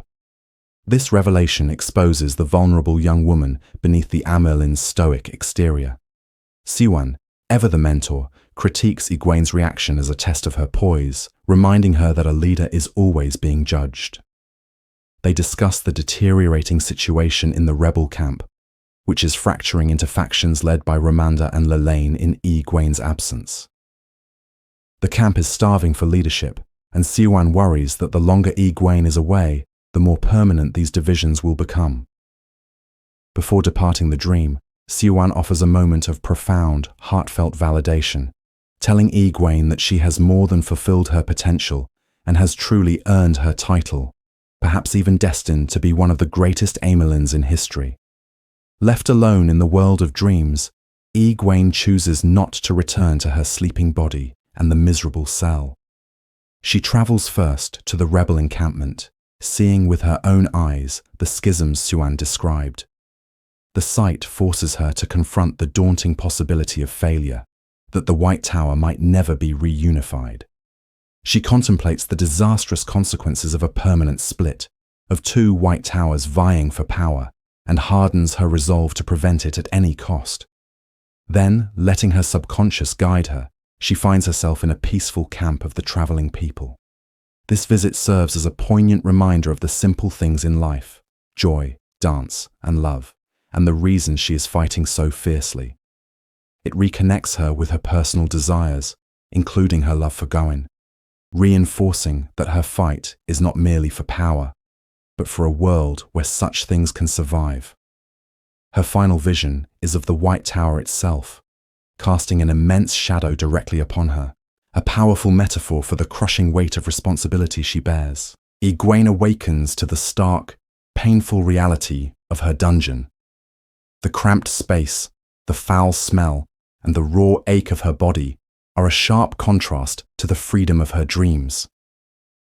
Yet her resolve is unshaken. She endures, knowing her imprisonment has a purpose. Her day is interrupted when her Red Aja guards come not to beat her, but to release her. She learns from the smug Katarine Alrudden that Elaida has shifted blame for Egwene's supposed insubordination onto the mistress of novices, Silviana. As a final twist of the knife, Katarine reveals that she herself is the new mistress of novices. As she is escorted through the tower, Egwene realizes her release is causing a significant stir. The atmosphere is tense, and she is intercepted by Seren, a powerful sitter of the Brown Aja. Seren reveals the explosive truth. Egwene's freedom was not a strategic retreat by Elaida, but a forced concession. Silviana had courageously stood before the hall, denounced Egwene's treatment as unlawful, and called for Elaida to be removed as a Merlin. For this act of defiance, Elaida sentenced Silviana to be stilled and executed. The tower is on the verge of open revolt. In this moment, Egwene fully seizes her authority. She commands Seren to rally support in the hall to stop the execution, demonstrating that her leadership is no longer merely symbolic. She then cleverly manipulates her remaining guard into leaving, securing a moment of unsupervised freedom. Entering her quarters, she finds one final, shocking surprise. Verin Mathwin is sitting there, calmly sipping tea. Before Egwene can react, Verin speaks a simple, impossible sentence, stating that Egwene's white dress is green. The statement is an undeniable lie, an act that should be impossible for an Aes Sedai bound by the 3 oaths. The chapter ends on this stunning cliffhanger, revealing that Verin is far more than she seems and holds knowledge that could change everything. Chapter 39. A Visit from Verin Sedai. The chapter opens in the stark confines of Egwene's quarters, where she confronts the newly returned Verin Sedai. Egwene, standing her ground, accuses the stout brown sister of never having been bound by the 3 oaths. Verin, calmly sipping an unfamiliar tea, dismisses the notion as foolish, before conceding that she did, in fact, have her oaths removed at some point. This admission deepens Egwene's distrust, leading her to blurt out that she has never truly trusted Verin. In a moment of chilling revelation that redefines the entire scene, Verin agrees that Egwene's caution is wise, before matter-of-factly stating that she is a member of the Black Aja. The confession sends a metaphorical spike of ice through Egwene. Her immediate instinct is to reach for the One Power, a futile gesture due to the fork root in her system, a precaution she herself had suggested. This leaves her completely vulnerable, trapped with a self-professed agent of the shadow. Verin continues her disarmingly pleasant conversation, commenting on the quality of her tea and the untrustworthy nature of the times, all while Egwene's mind races, assessing her dire situation. She realizes that calling for help would be pointless, and would only endanger any novices who might respond. Resigned, she sits, preparing herself for whatever Verin intends. Verin then embarks on a rambling, scholarly discourse, complimenting Egwene's success in destabilizing Elida's authority and touching upon the nature of the Forsaken. She analyzes them as selfish, predictable children vying for the Great Lord's attention, a quality she believes their master cultivates for control. This strange academic lecture serves as a preamble to a far deeper truth. Verin reveals the circumstances of her recruitment into the Black Arja. She was cornered years ago with a choice between swearing oaths to the Dark One or facing execution. Seeing an opportunity where others would see only damnation, Verin chose to join, using her position as the ultimate research project, a chance to study the enemy from within its heart. The most critical piece of her confession follows. Verin explains that the oaths sworn to the Great Lord are incredibly specific, containing a single, exploitable loophole. The vow to keep the Black Age's secrets lasts only until the hour of my death. As she speaks, Egwene understands the implication of the unique tea Verin has been drinking. Verin has poisoned herself with asping rot, a fast-acting lethal substance, thereby freeing herself in her final hour to betray the shadow completely. This act of self-sacrifice is her final brilliant maneuver, a way to make her life's secret work meaningful. Her final gift to Egwene, and to the light, is a pair of leather-bound books. One is a thick, red tome containing all of her accumulated knowledge on the Black Aja, their structure, goals, prophecies, and a comprehensive list of every member she could identify. The writing is in a complex cipher, the key to which is held in the second, smaller blue book. This, Verin explains, is her life's work, the Brown Arja's sacred duty of arming the future with knowledge. As her life fades, she gives Egwene one last piece of intelligence. One of the Forsaken, Mesa Ana, is hiding within the White Tower. In her final moments, Egwene comforts the dying woman, rejecting the label of brown, and instead telling Verin that her soul is as pure and white as the light itself.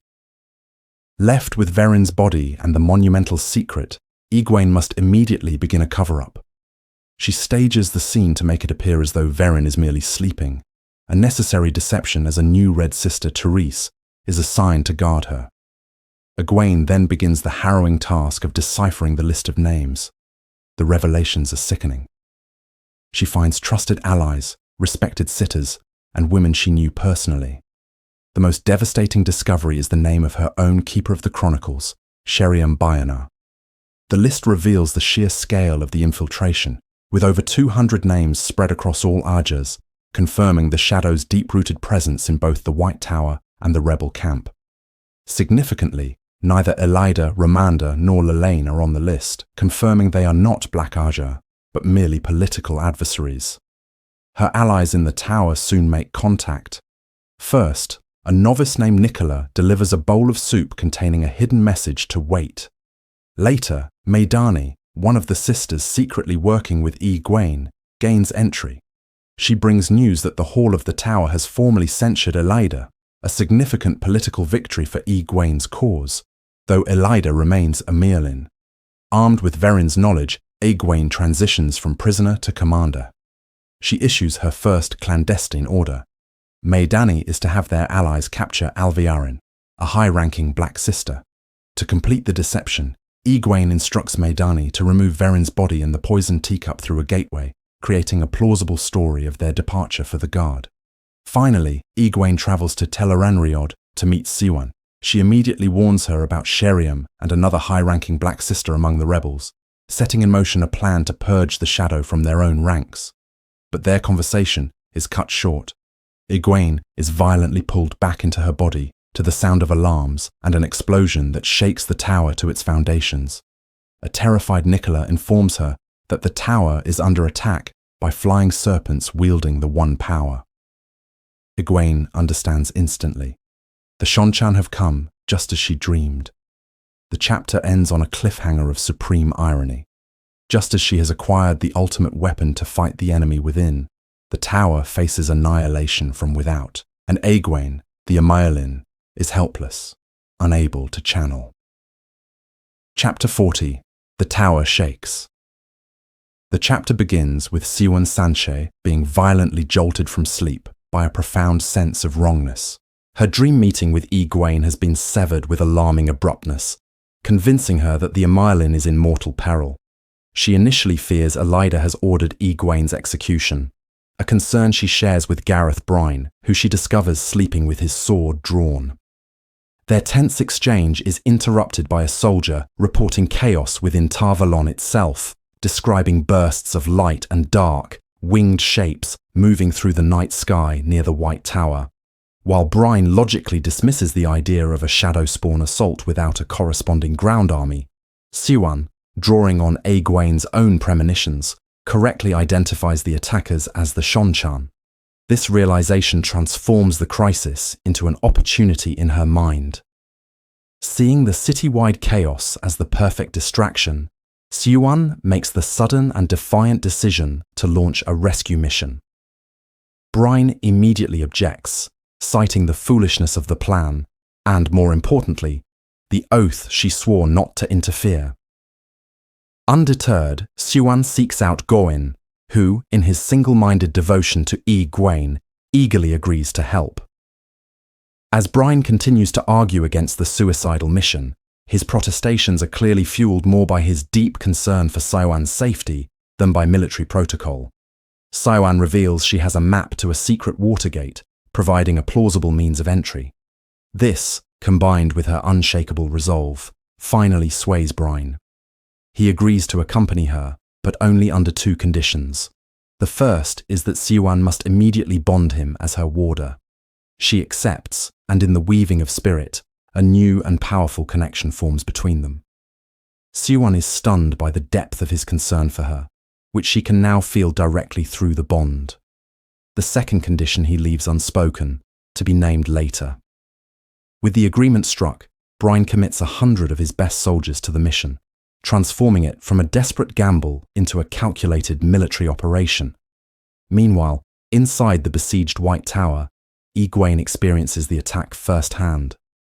The tremors and distant screams trigger a visceral memory of her time as a Shonchan captive, filling her with a desire to flee. However, she masters her terror, reminding herself of her duty as Amailin. Finding a large group of terrified novices, she takes command. In a decisive and radical act, she begins teaching them the forbidden technique of linking, determined to forge them into a capable defense force rather than allow them to be captured. By forming a small circle with the first few novices who grasp the technique, Egwene is finally able to draw a meaningful amount of the One Power, shaking off the lingering effects of the fork root. She then executes a brilliant strategic move, creating a gateway to a hidden storeroom filled with items of power. There, she retrieves a potent sangreal, Vora's wand, which amplifies her strength to an immense degree. Armed and empowered, she emerges as the tower's champion, intercepting a Shonchan patrol just as they are about to collar Adalorna, the captain general of the Green Arja. Egwene effortlessly annihilates the Shonchan, frees the captives, and firmly establishes her authority over the senior Aes Sedai. She reveals that the secret of travelling has been compromised, raising the stakes of the battle before leading Adalorna back to the storeroom to arm the tower's defenders. The chapter closes on Egwene, no longer a prisoner, but the defiant commander leading the fight for the White Tower's survival. Chapter 41. A Fount of Power.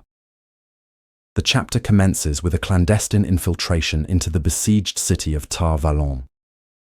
Under the cover of darkness, Gareth Bryne, Gawain Trakand, and Siwan Sanche lead a small contingent of soldiers along the river in a fleet of small boats. The sky above is a horrifying spectacle of war, with the White Tower itself appearing to burn, illuminated by flashes of light from the ongoing battle against the flying Shonchan beasts. They navigate to a hidden, Ogier-crafted feature of the island's bulwarks, a secret water tunnel, almost perfectly concealed within the ornate stonework.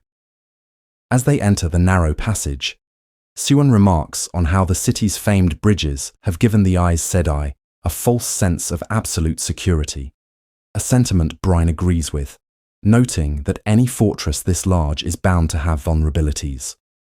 Upon reaching a hidden landing inside the tunnel, the group disembarks and ascends into a forgotten alleyway. There, Brine reveals a crucial part of his plan. His soldiers unpack and don white tabards bearing the flame of Tar Valon, disguising themselves as members of the Tower Guard. Siwon protests this act as improper, but Brine sternly reminds her that they are currently enemies of the Tower Guard and that she is no longer the Amelin.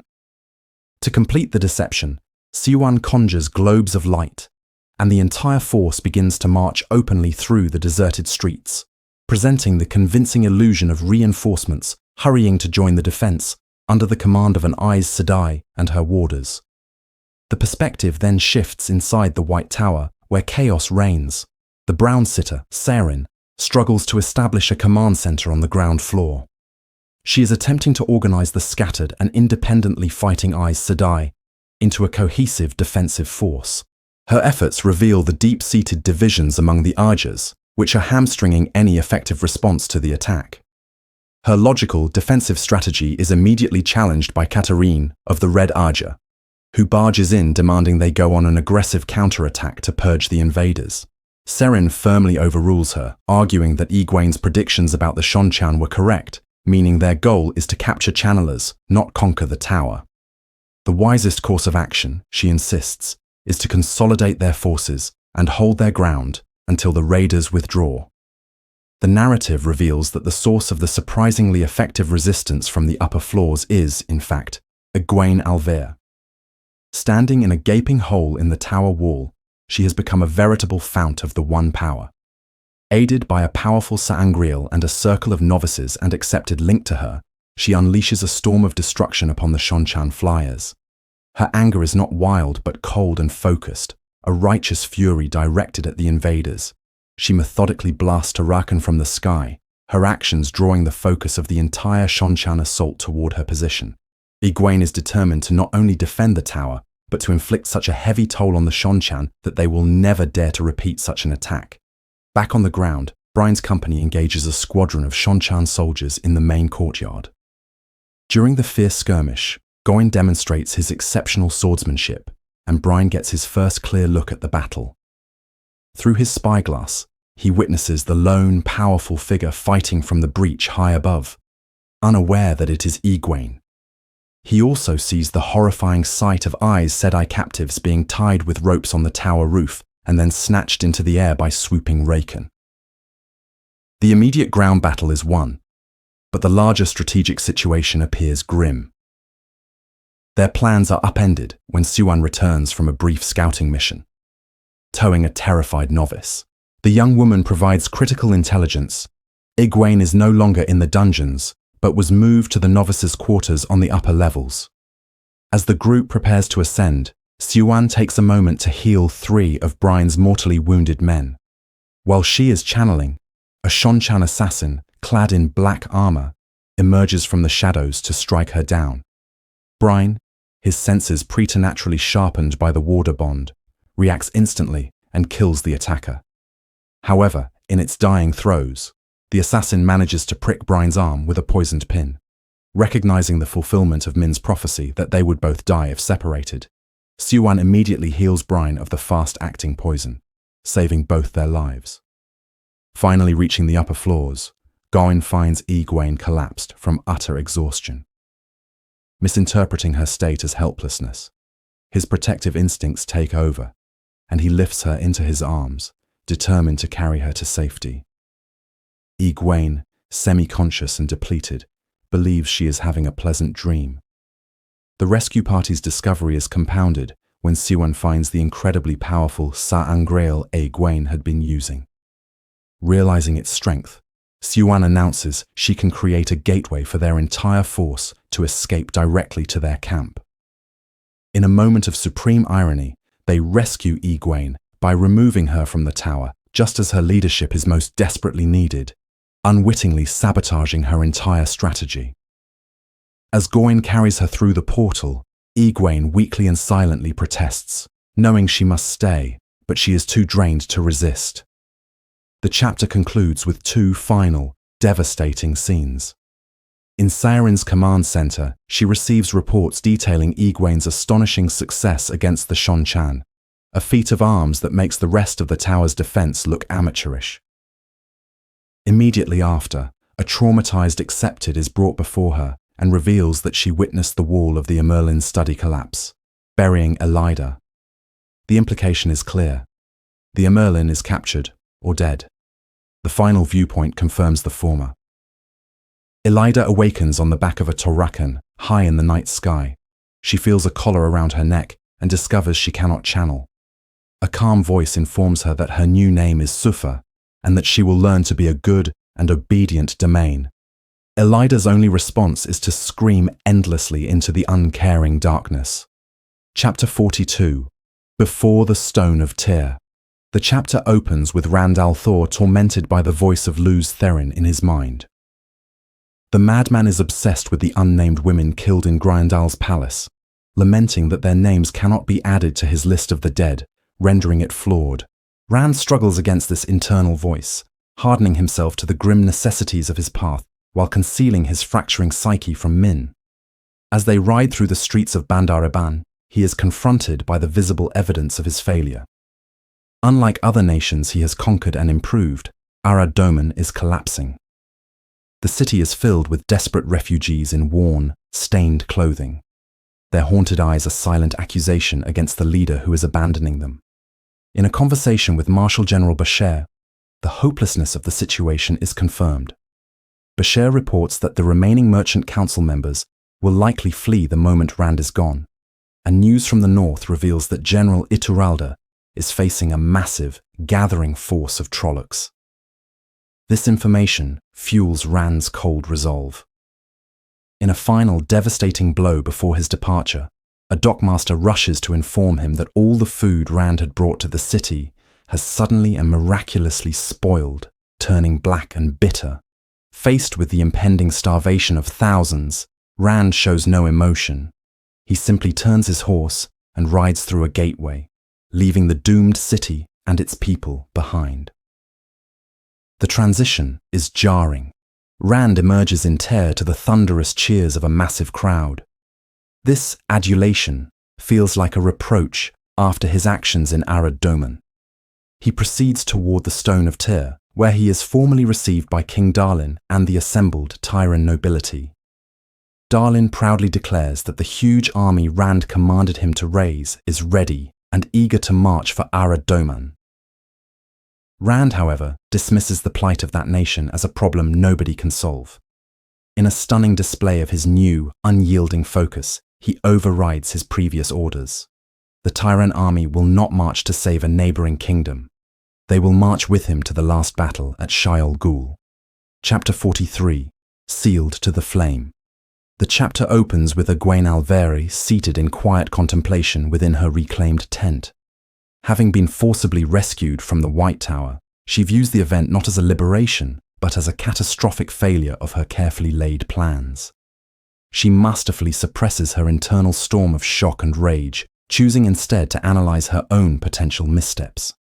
She considers that her downfall may have been a tendency towards secrecy, a trait she learned from her mentor, Siuan Sanche.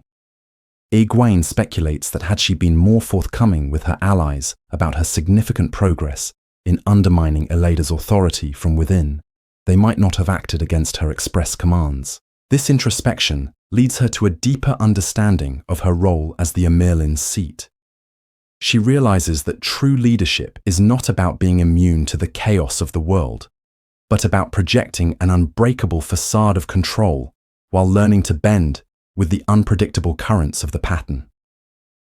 Confronted with this new reality, she determines that returning to her captivity is impossible, as it would be seen as submission and would surely result in her execution. With the world teetering on the brink of the last battle and the Shonchan demonstrating their power by raiding Tar Valon itself, she concludes that she cannot afford the luxury of waiting for drawn-out negotiations. Her path is now clear. She must force a resolution. She resolves to command her army to attack the White Tower. Upon exiting her tent, Egwene is immediately confronted by Goin Trakand, who has evidently kept a vigil outside her door all night. A powerful internal conflict grips her. The woman in her feels a deep affection for him, but the Merlin within her is furious at his insubordination. She attempts to dismiss him, stating that she has urgent matters to discuss with the Hall, but Goin refuses to be put off. He demands to know the status of their relationship, forcing a confrontation she is not prepared for. Egwene rebukes him sharply, pointing out that his so-called rescue was a direct act of defiance that has undone months of her dangerous work. She challenges his fundamental inability to see her as the Merlin, a leader with immense responsibilities, rather than simply the girl he once knew. He struggles to respond, his uncertainty confirming her fears.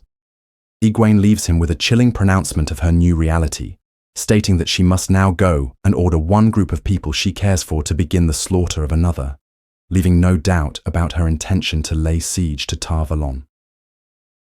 Meanwhile, inside the beleaguered White Tower, a secret council of the 5 most powerful Aja heads convenes. Adalorna of the Green, Jessie of the Brown, Ferain of the White, Swana of the Yellow, and Sarancha of the Grey gather to assess the damage from the Shonchan attack and the capture of Elida. They are forced to confront the complete and utter collapse of their clandestine scheme to rule the tower from the shadows by manipulating Elida and the Hall through puppet sitters they had installed. Their initial attempts to assign blame quickly dissolve as they recognize their collective failure was born from Elida's incompetence, their own transparent manipulations, and a gross underestimation of the rebel faction's strength and resolve. They agree that a new unifying Amyrlin must be raised immediately. However, their discussion stalls as each proposes candidates from their own Aja, highlighting the very divisions that have paralyzed the entire tower. In a stunning turn, Adalorna, a staunch Green, proposes they raise the rebel Amyrlin, Egwene Alvear.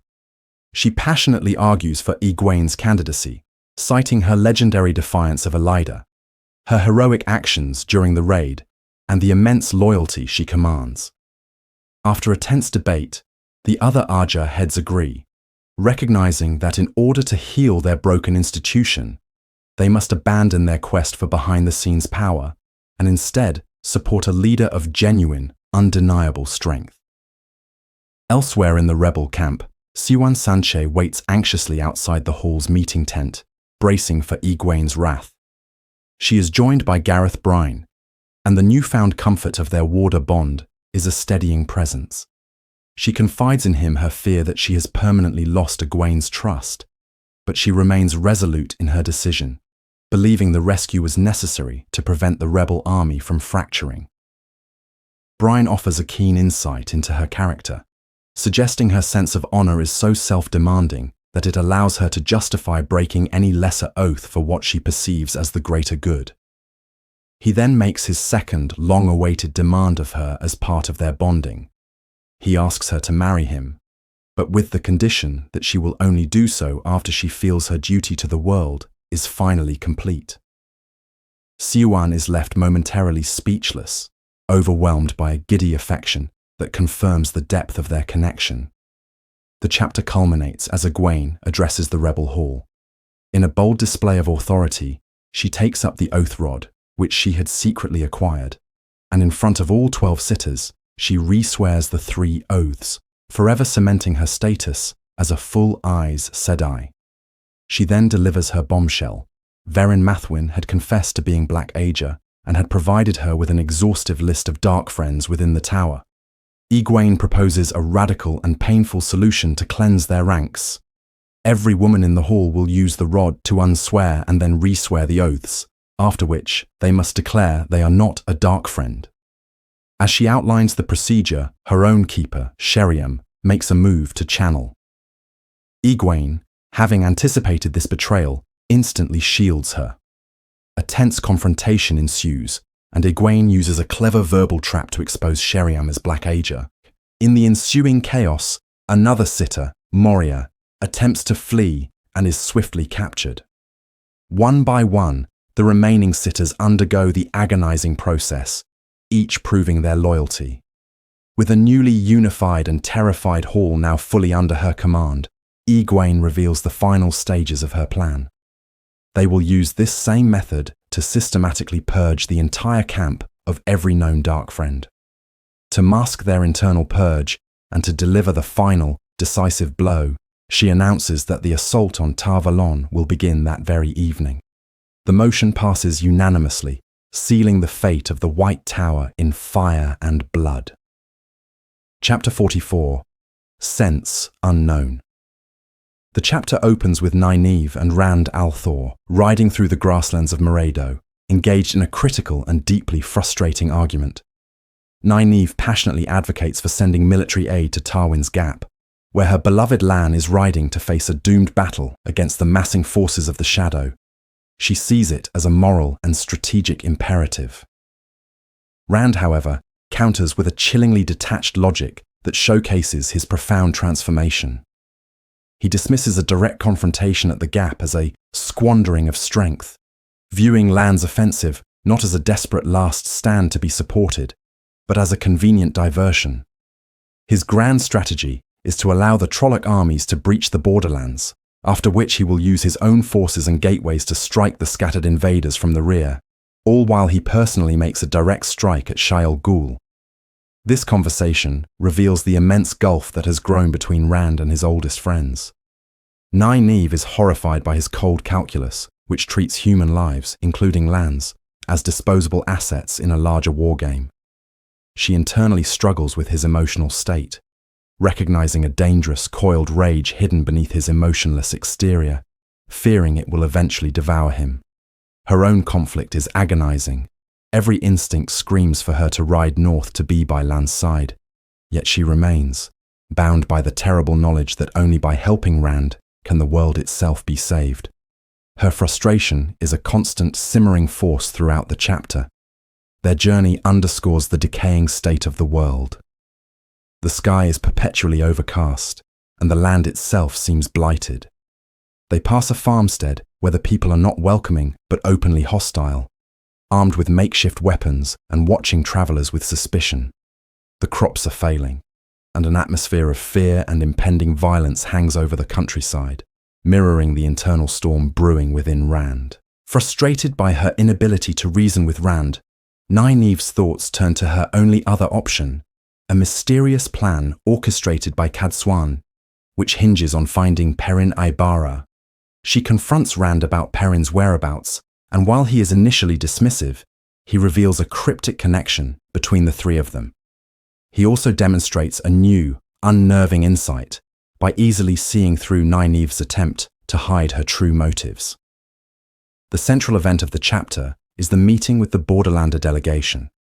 Instead of the expected contingent of lords and Aes Sedai, they are met at a desolate crossroads by a single man, Hurin, the thief-taker from Shi'Enar. Hurin's presence is a shock, and his message is even more so. He explains that the Borderlander lords wish to meet with Rand, but only within the city of Farmading. This is a critical demand, as the city is protected by the Guardian, a massive ter'angreal that creates a field preventing channelers from touching the One Power. Rand's reaction is immediate and violent. He interprets the demand not as a precaution, but as an attempt to trap him in a cage, triggering the deep trauma from his previous captures. He transports the entire party to a vantage point overlooking Farmading, where the full, immense scale of the Borderlander army is revealed. In a moment of terrifying fury, Rand takes out the mail access key to the Chudan Kal, threatening to unleash its world-breaking power upon the allied army. It is Nynaeve who pulls him back from the brink, her desperate appeal reminding him of the innocent people in the city and forcing him to relent. Having narrowly averted a catastrophe, Rand regains his cold composure and delivers a blistering ultimatum through Hurin. He will not meet the Borderlanders on their terms. They can either accept his offer of transport back to the Blight to fight the last battle with honor, or they can remain cowering in their box and be remembered as shirkers. Upon their return to the Stone of Tyr, in a rare moment of connection, Rand repays what he calls a debt to Nynaeve for caring when I cannot. He tells her precisely where to find Perrin. Camped in the shadow of a colossal, fallen statue shaped like a sword. Armed with this knowledge, Nynaeve goes directly to Cadsuan. In a final confrontation, she uses the information as leverage to demand answers about the Aes Sedai's plan. The tense exchange is interrupted by a discussion about Min's viewings, where Cadsuan clarifies a terrifying truth. Prophecies and viewings are not guarantees of victory. If the Dark One wins, he will destroy the pattern itself, erasing the future and rendering all predictions meaningless. Humbled by the sheer scale of what is at stake, Nynaeve gives up Perrin's location. Cadsuani then ends the chapter with a cryptic revelation. It is not Perrin who is vital to her plans, but someone with him. Chapter 45. The Tower Stands. The chapter opens with Egwene moving through the rebel encampment, her presence marked by a deliberate and symbolic choice of attire, a crimson gown. This colour is deeply significant, representing not only the impending reconciliation with the Red Arja, but also serving as a stark reminder of the schisms that have torn the White Tower apart. More personally for Egwene, the red symbolises the blood of the soldiers poised for battle, and, most profoundly, the blood she has just ordered spilled, that of over 50 executed Black Aja sisters. Her demeanour and actions reflect a new, hardened authority. The atmosphere in the camp is fraught with tension following the previous night's Shonchan attack and the morning's brutal purge. Egwene reflects on the executions, particularly that of her former keeper, Sheriam, whose final moments of terror are seared into her memory. This grim duty has solidified her position as a Merlin, earning her a mixture of awe, respect, and fear from the other sisters, but it has also created an unbridgeable chasm between them. She is no longer one of them. She is their leader, burdened by choices they cannot comprehend. Her consolidation of power is further explored through interactions with her former political rivals, Lelaine and Ramanda, who are now transparently competing for her favour. From them, she learns of new and unsettling developments. Sheriam had stolen all of the Dream Terangreal before her death, and a delegation sent to the Black Tower, suspiciously composed of sisters loyal to Egwene, has fallen silent. These events suggest that even as she resolves one crisis, others are already unfolding. Arriving at the front lines, Egwene confronts Siuan, who has, in a surprising turn, bonded General Brine as her warder. Egwene uses the moment to firmly reprimand Siuan for her recent recklessness, decisively reversing their old dynamic and cementing her own absolute authority. At the Alindea Bridge, she sees the White Tower's defences are pitifully weak, with only 1,000 exhausted guards facing Brine's 10,000 soldiers. Despite the clear tactical advantage, Egwene hesitates to give the order to attack. She is paralysed by the historical weight of the moment, understanding that leading an army against the tower would be a stain on its history and would forever define her legacy as an Amelin of war and subjugation. She waits until the last possible second, and her instinct is rewarded. A delegation of 10 sitters emerges from the tower's defences. They announce that Elida was captured by the Shonchan and is presumed dead, and that the Hall has officially elected Egwene as the new Amelin seat. War is averted.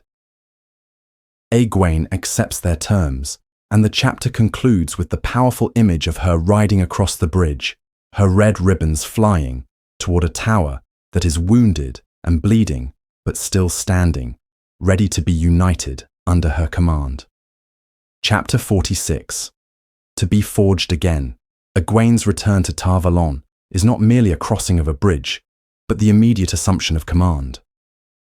Her pace is so rapid that Siuan and Gorn find it a challenge to keep up as she makes for the White Tower. There, she is not led directly to the hall, but to a plain antechamber, where she is briefed on the ceremonial procedures for her official raising.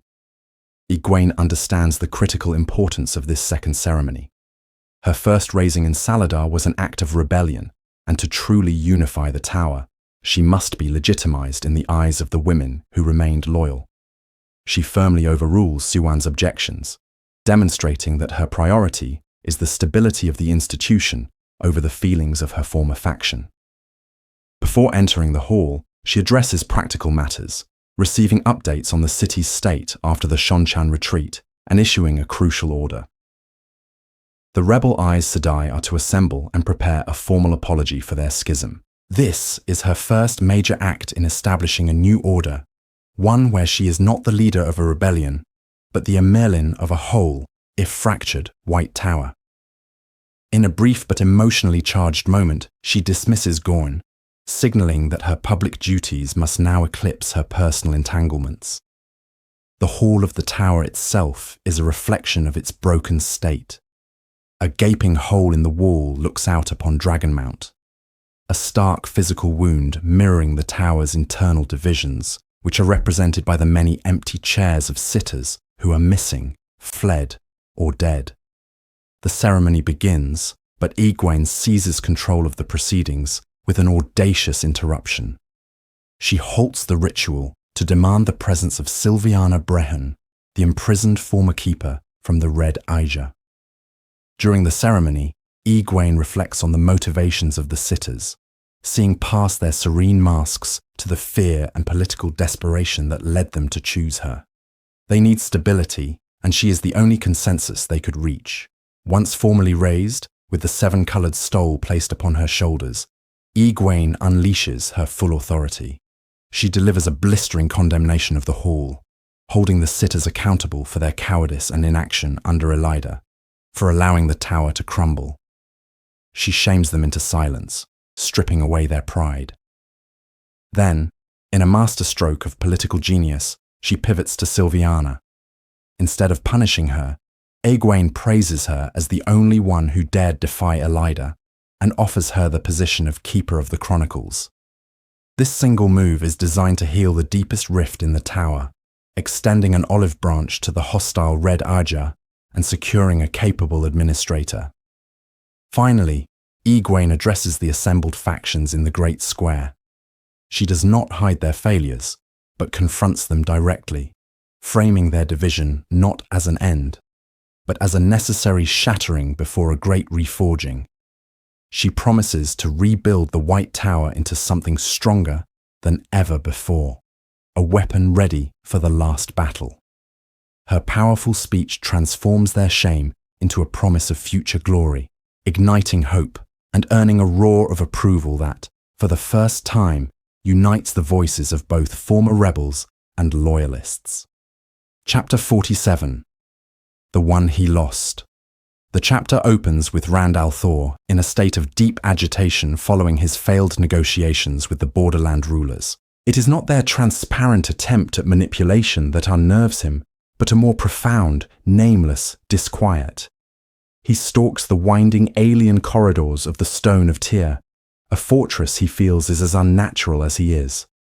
Rand reflects on his own nature, seeing himself as a figure of legend, a creation of the One Power, not truly a man. Just as tapestries are used to cover the strange stone to make it feel more human, he feels his crown and title are decorations meant to obscure the monstrous reality of the dragon reborn. This internal conflict is encapsulated in a haunting question of his two hands, one to save and one to destroy. Which one has he lost? As he wanders, a quiet inner voice, distinct from Lews Therin's madness, whispers that his current path is wrong. He identifies the source of his distress as the recent sight of Hurin, a man representing a simpler past Rand can never reclaim. This triggers a wave of nostalgia he forcefully suppresses as a dangerous weakness.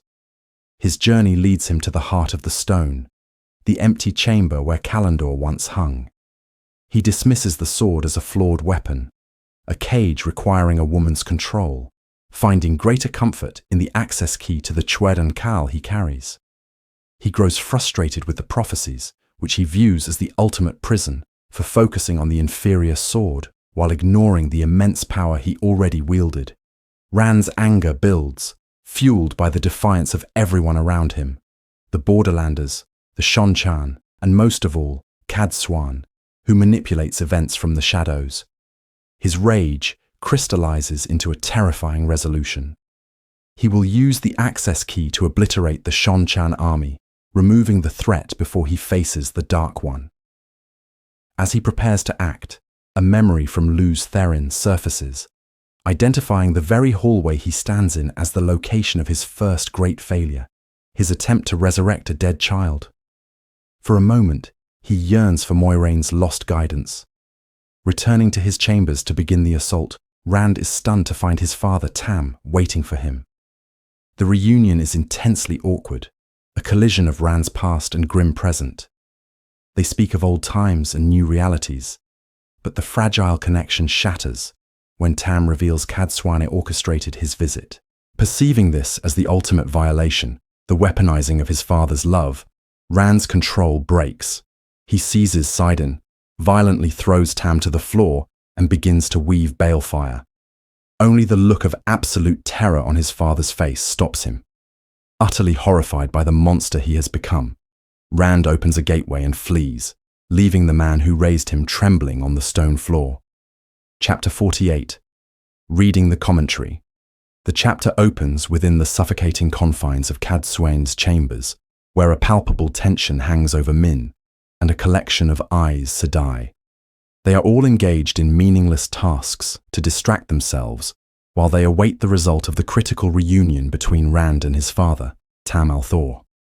Min reflects on her difficult alliance with Cadsuane, feeling a deep-seated frustration with the woman's manipulative methods of dispensing crucial knowledge about the prophecies Min is studying.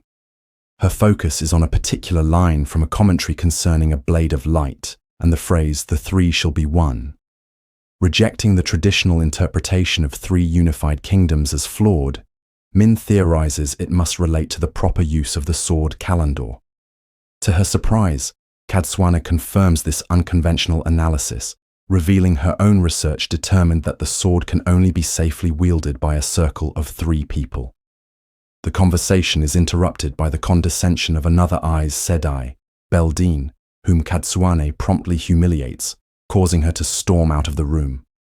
The tense waiting is shattered when Tam al'Thor bursts in, consumed by a cold fury directed at Cadsuane. He describes a horrifying change in his son, claiming Rand has become emotionally dead and filled with a terrifying darkness. The chapter's climax arrives with Tam's devastating confession. Rand channeled the One Power and was on the verge of killing him. Tam reveals he abandoned Cadsuane's prepared script, recognizing its insincerity, and he now holds her responsible for Rand's state.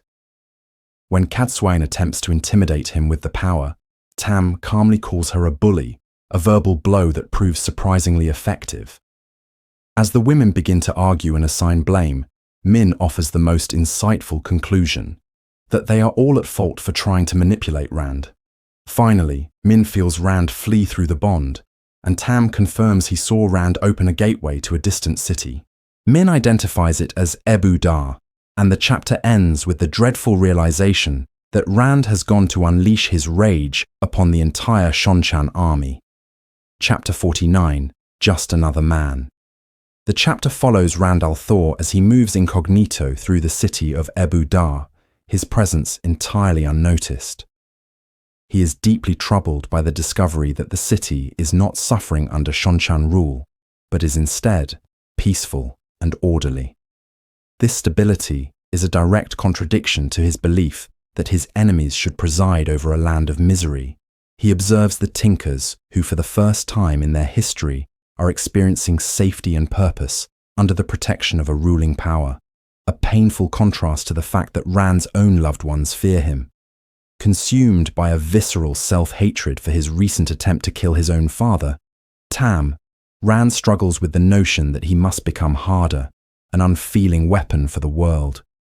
This internal conflict is worsened by the voice of Lu's Therin in his mind, which has begun to sound almost identical to his own. Believing his purpose is to destroy, he formulates a plan to use the access key to annihilate the Shonchan forces in the city. However, when he finally resolves to act, the moment he seizes the One Power, the taint assaults him with a physical sickness so powerful it brings him to his knees. As he prepares to unleash his attack, he is stopped short by the sight of the city's ordinary people rushing to his side, their expressions filled with genuine worry for a stranger's well-being. This unexpected display of compassion shatters his resolve. Utterly broken by his inability to perform what he sees as his necessary duty, Rand screams in frustration and tears open a gateway to escape. He flees to the desolate peak of Dragon Mount, the monument to Lews Therin's suicide, where the chapter ends with him sitting alone in the snow, a figure of complete despair and isolation. Chapter 50. Veins of Gold. At the very apex of Dragon Mount, a location mirroring his own isolation and immense power, Rand al'Thor contemplates the end of all things. Sheltered from the elements by instinctual weaves of the One Power, he looks down upon the world and his own tormented existence, questioning the purpose of the Dragon Reborn, his anger at the seemingly endless and futile cycle of history, where humanity repeats its mistakes, solidifies into a profound despair. He concludes that his role is nothing more than a cruel cosmic joke, a path of unavoidable suffering.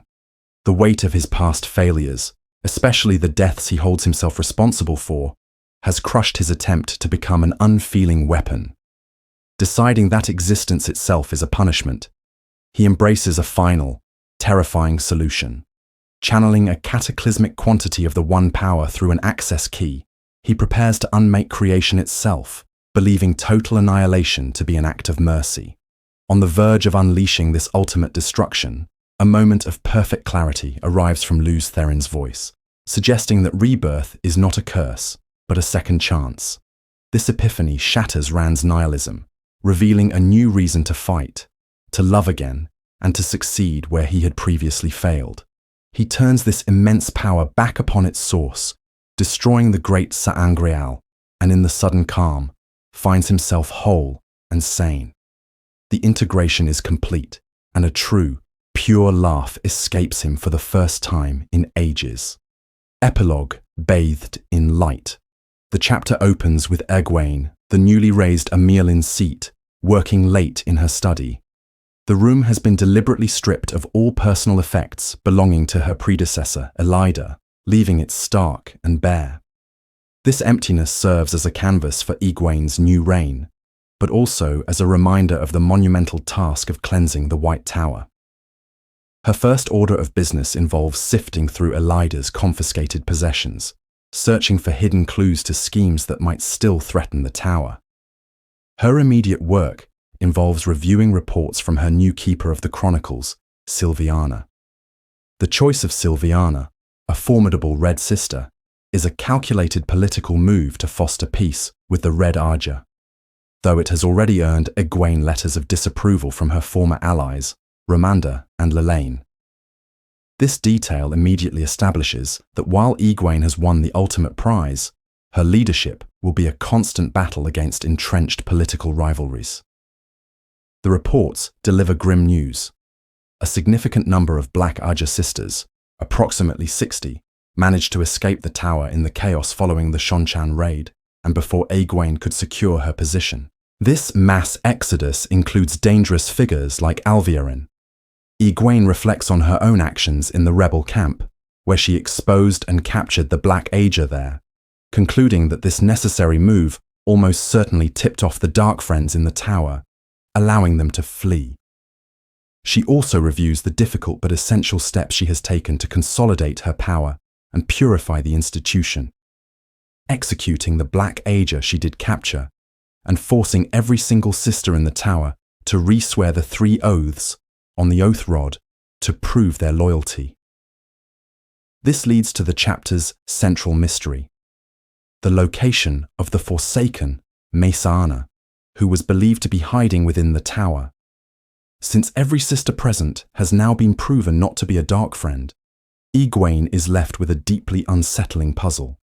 Either Mesaana was among the sisters captured by the Shonchan, an unlikely fate for one of the Forsaken, or she possesses an unknown method to defeat the binding power of the Oath Rod, meaning she could still be hidden anywhere, under anyone's guise.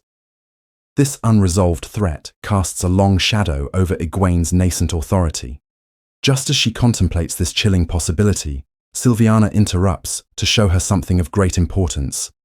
Egwene is led to the hall of the tower, where stonemasons are working to repair the gaping hole left by the Shonchan attack. Through this opening, she witnesses a breathtaking and unnatural sight. After weeks of oppressive darkness, the clouds have pulled back in a perfect circle around the peak of Dragon Mount, allowing a brilliant column of sunlight to bathe the mountain in pure, radiant light. Egwene understands instantly that this is no mere weather pattern, but a sign of a momentous event. The chapter concludes on this image of profound, distant hope, a beautiful and powerful declaration of resilience, suggesting that while great struggles lie ahead, the light has finally broken through the darkness.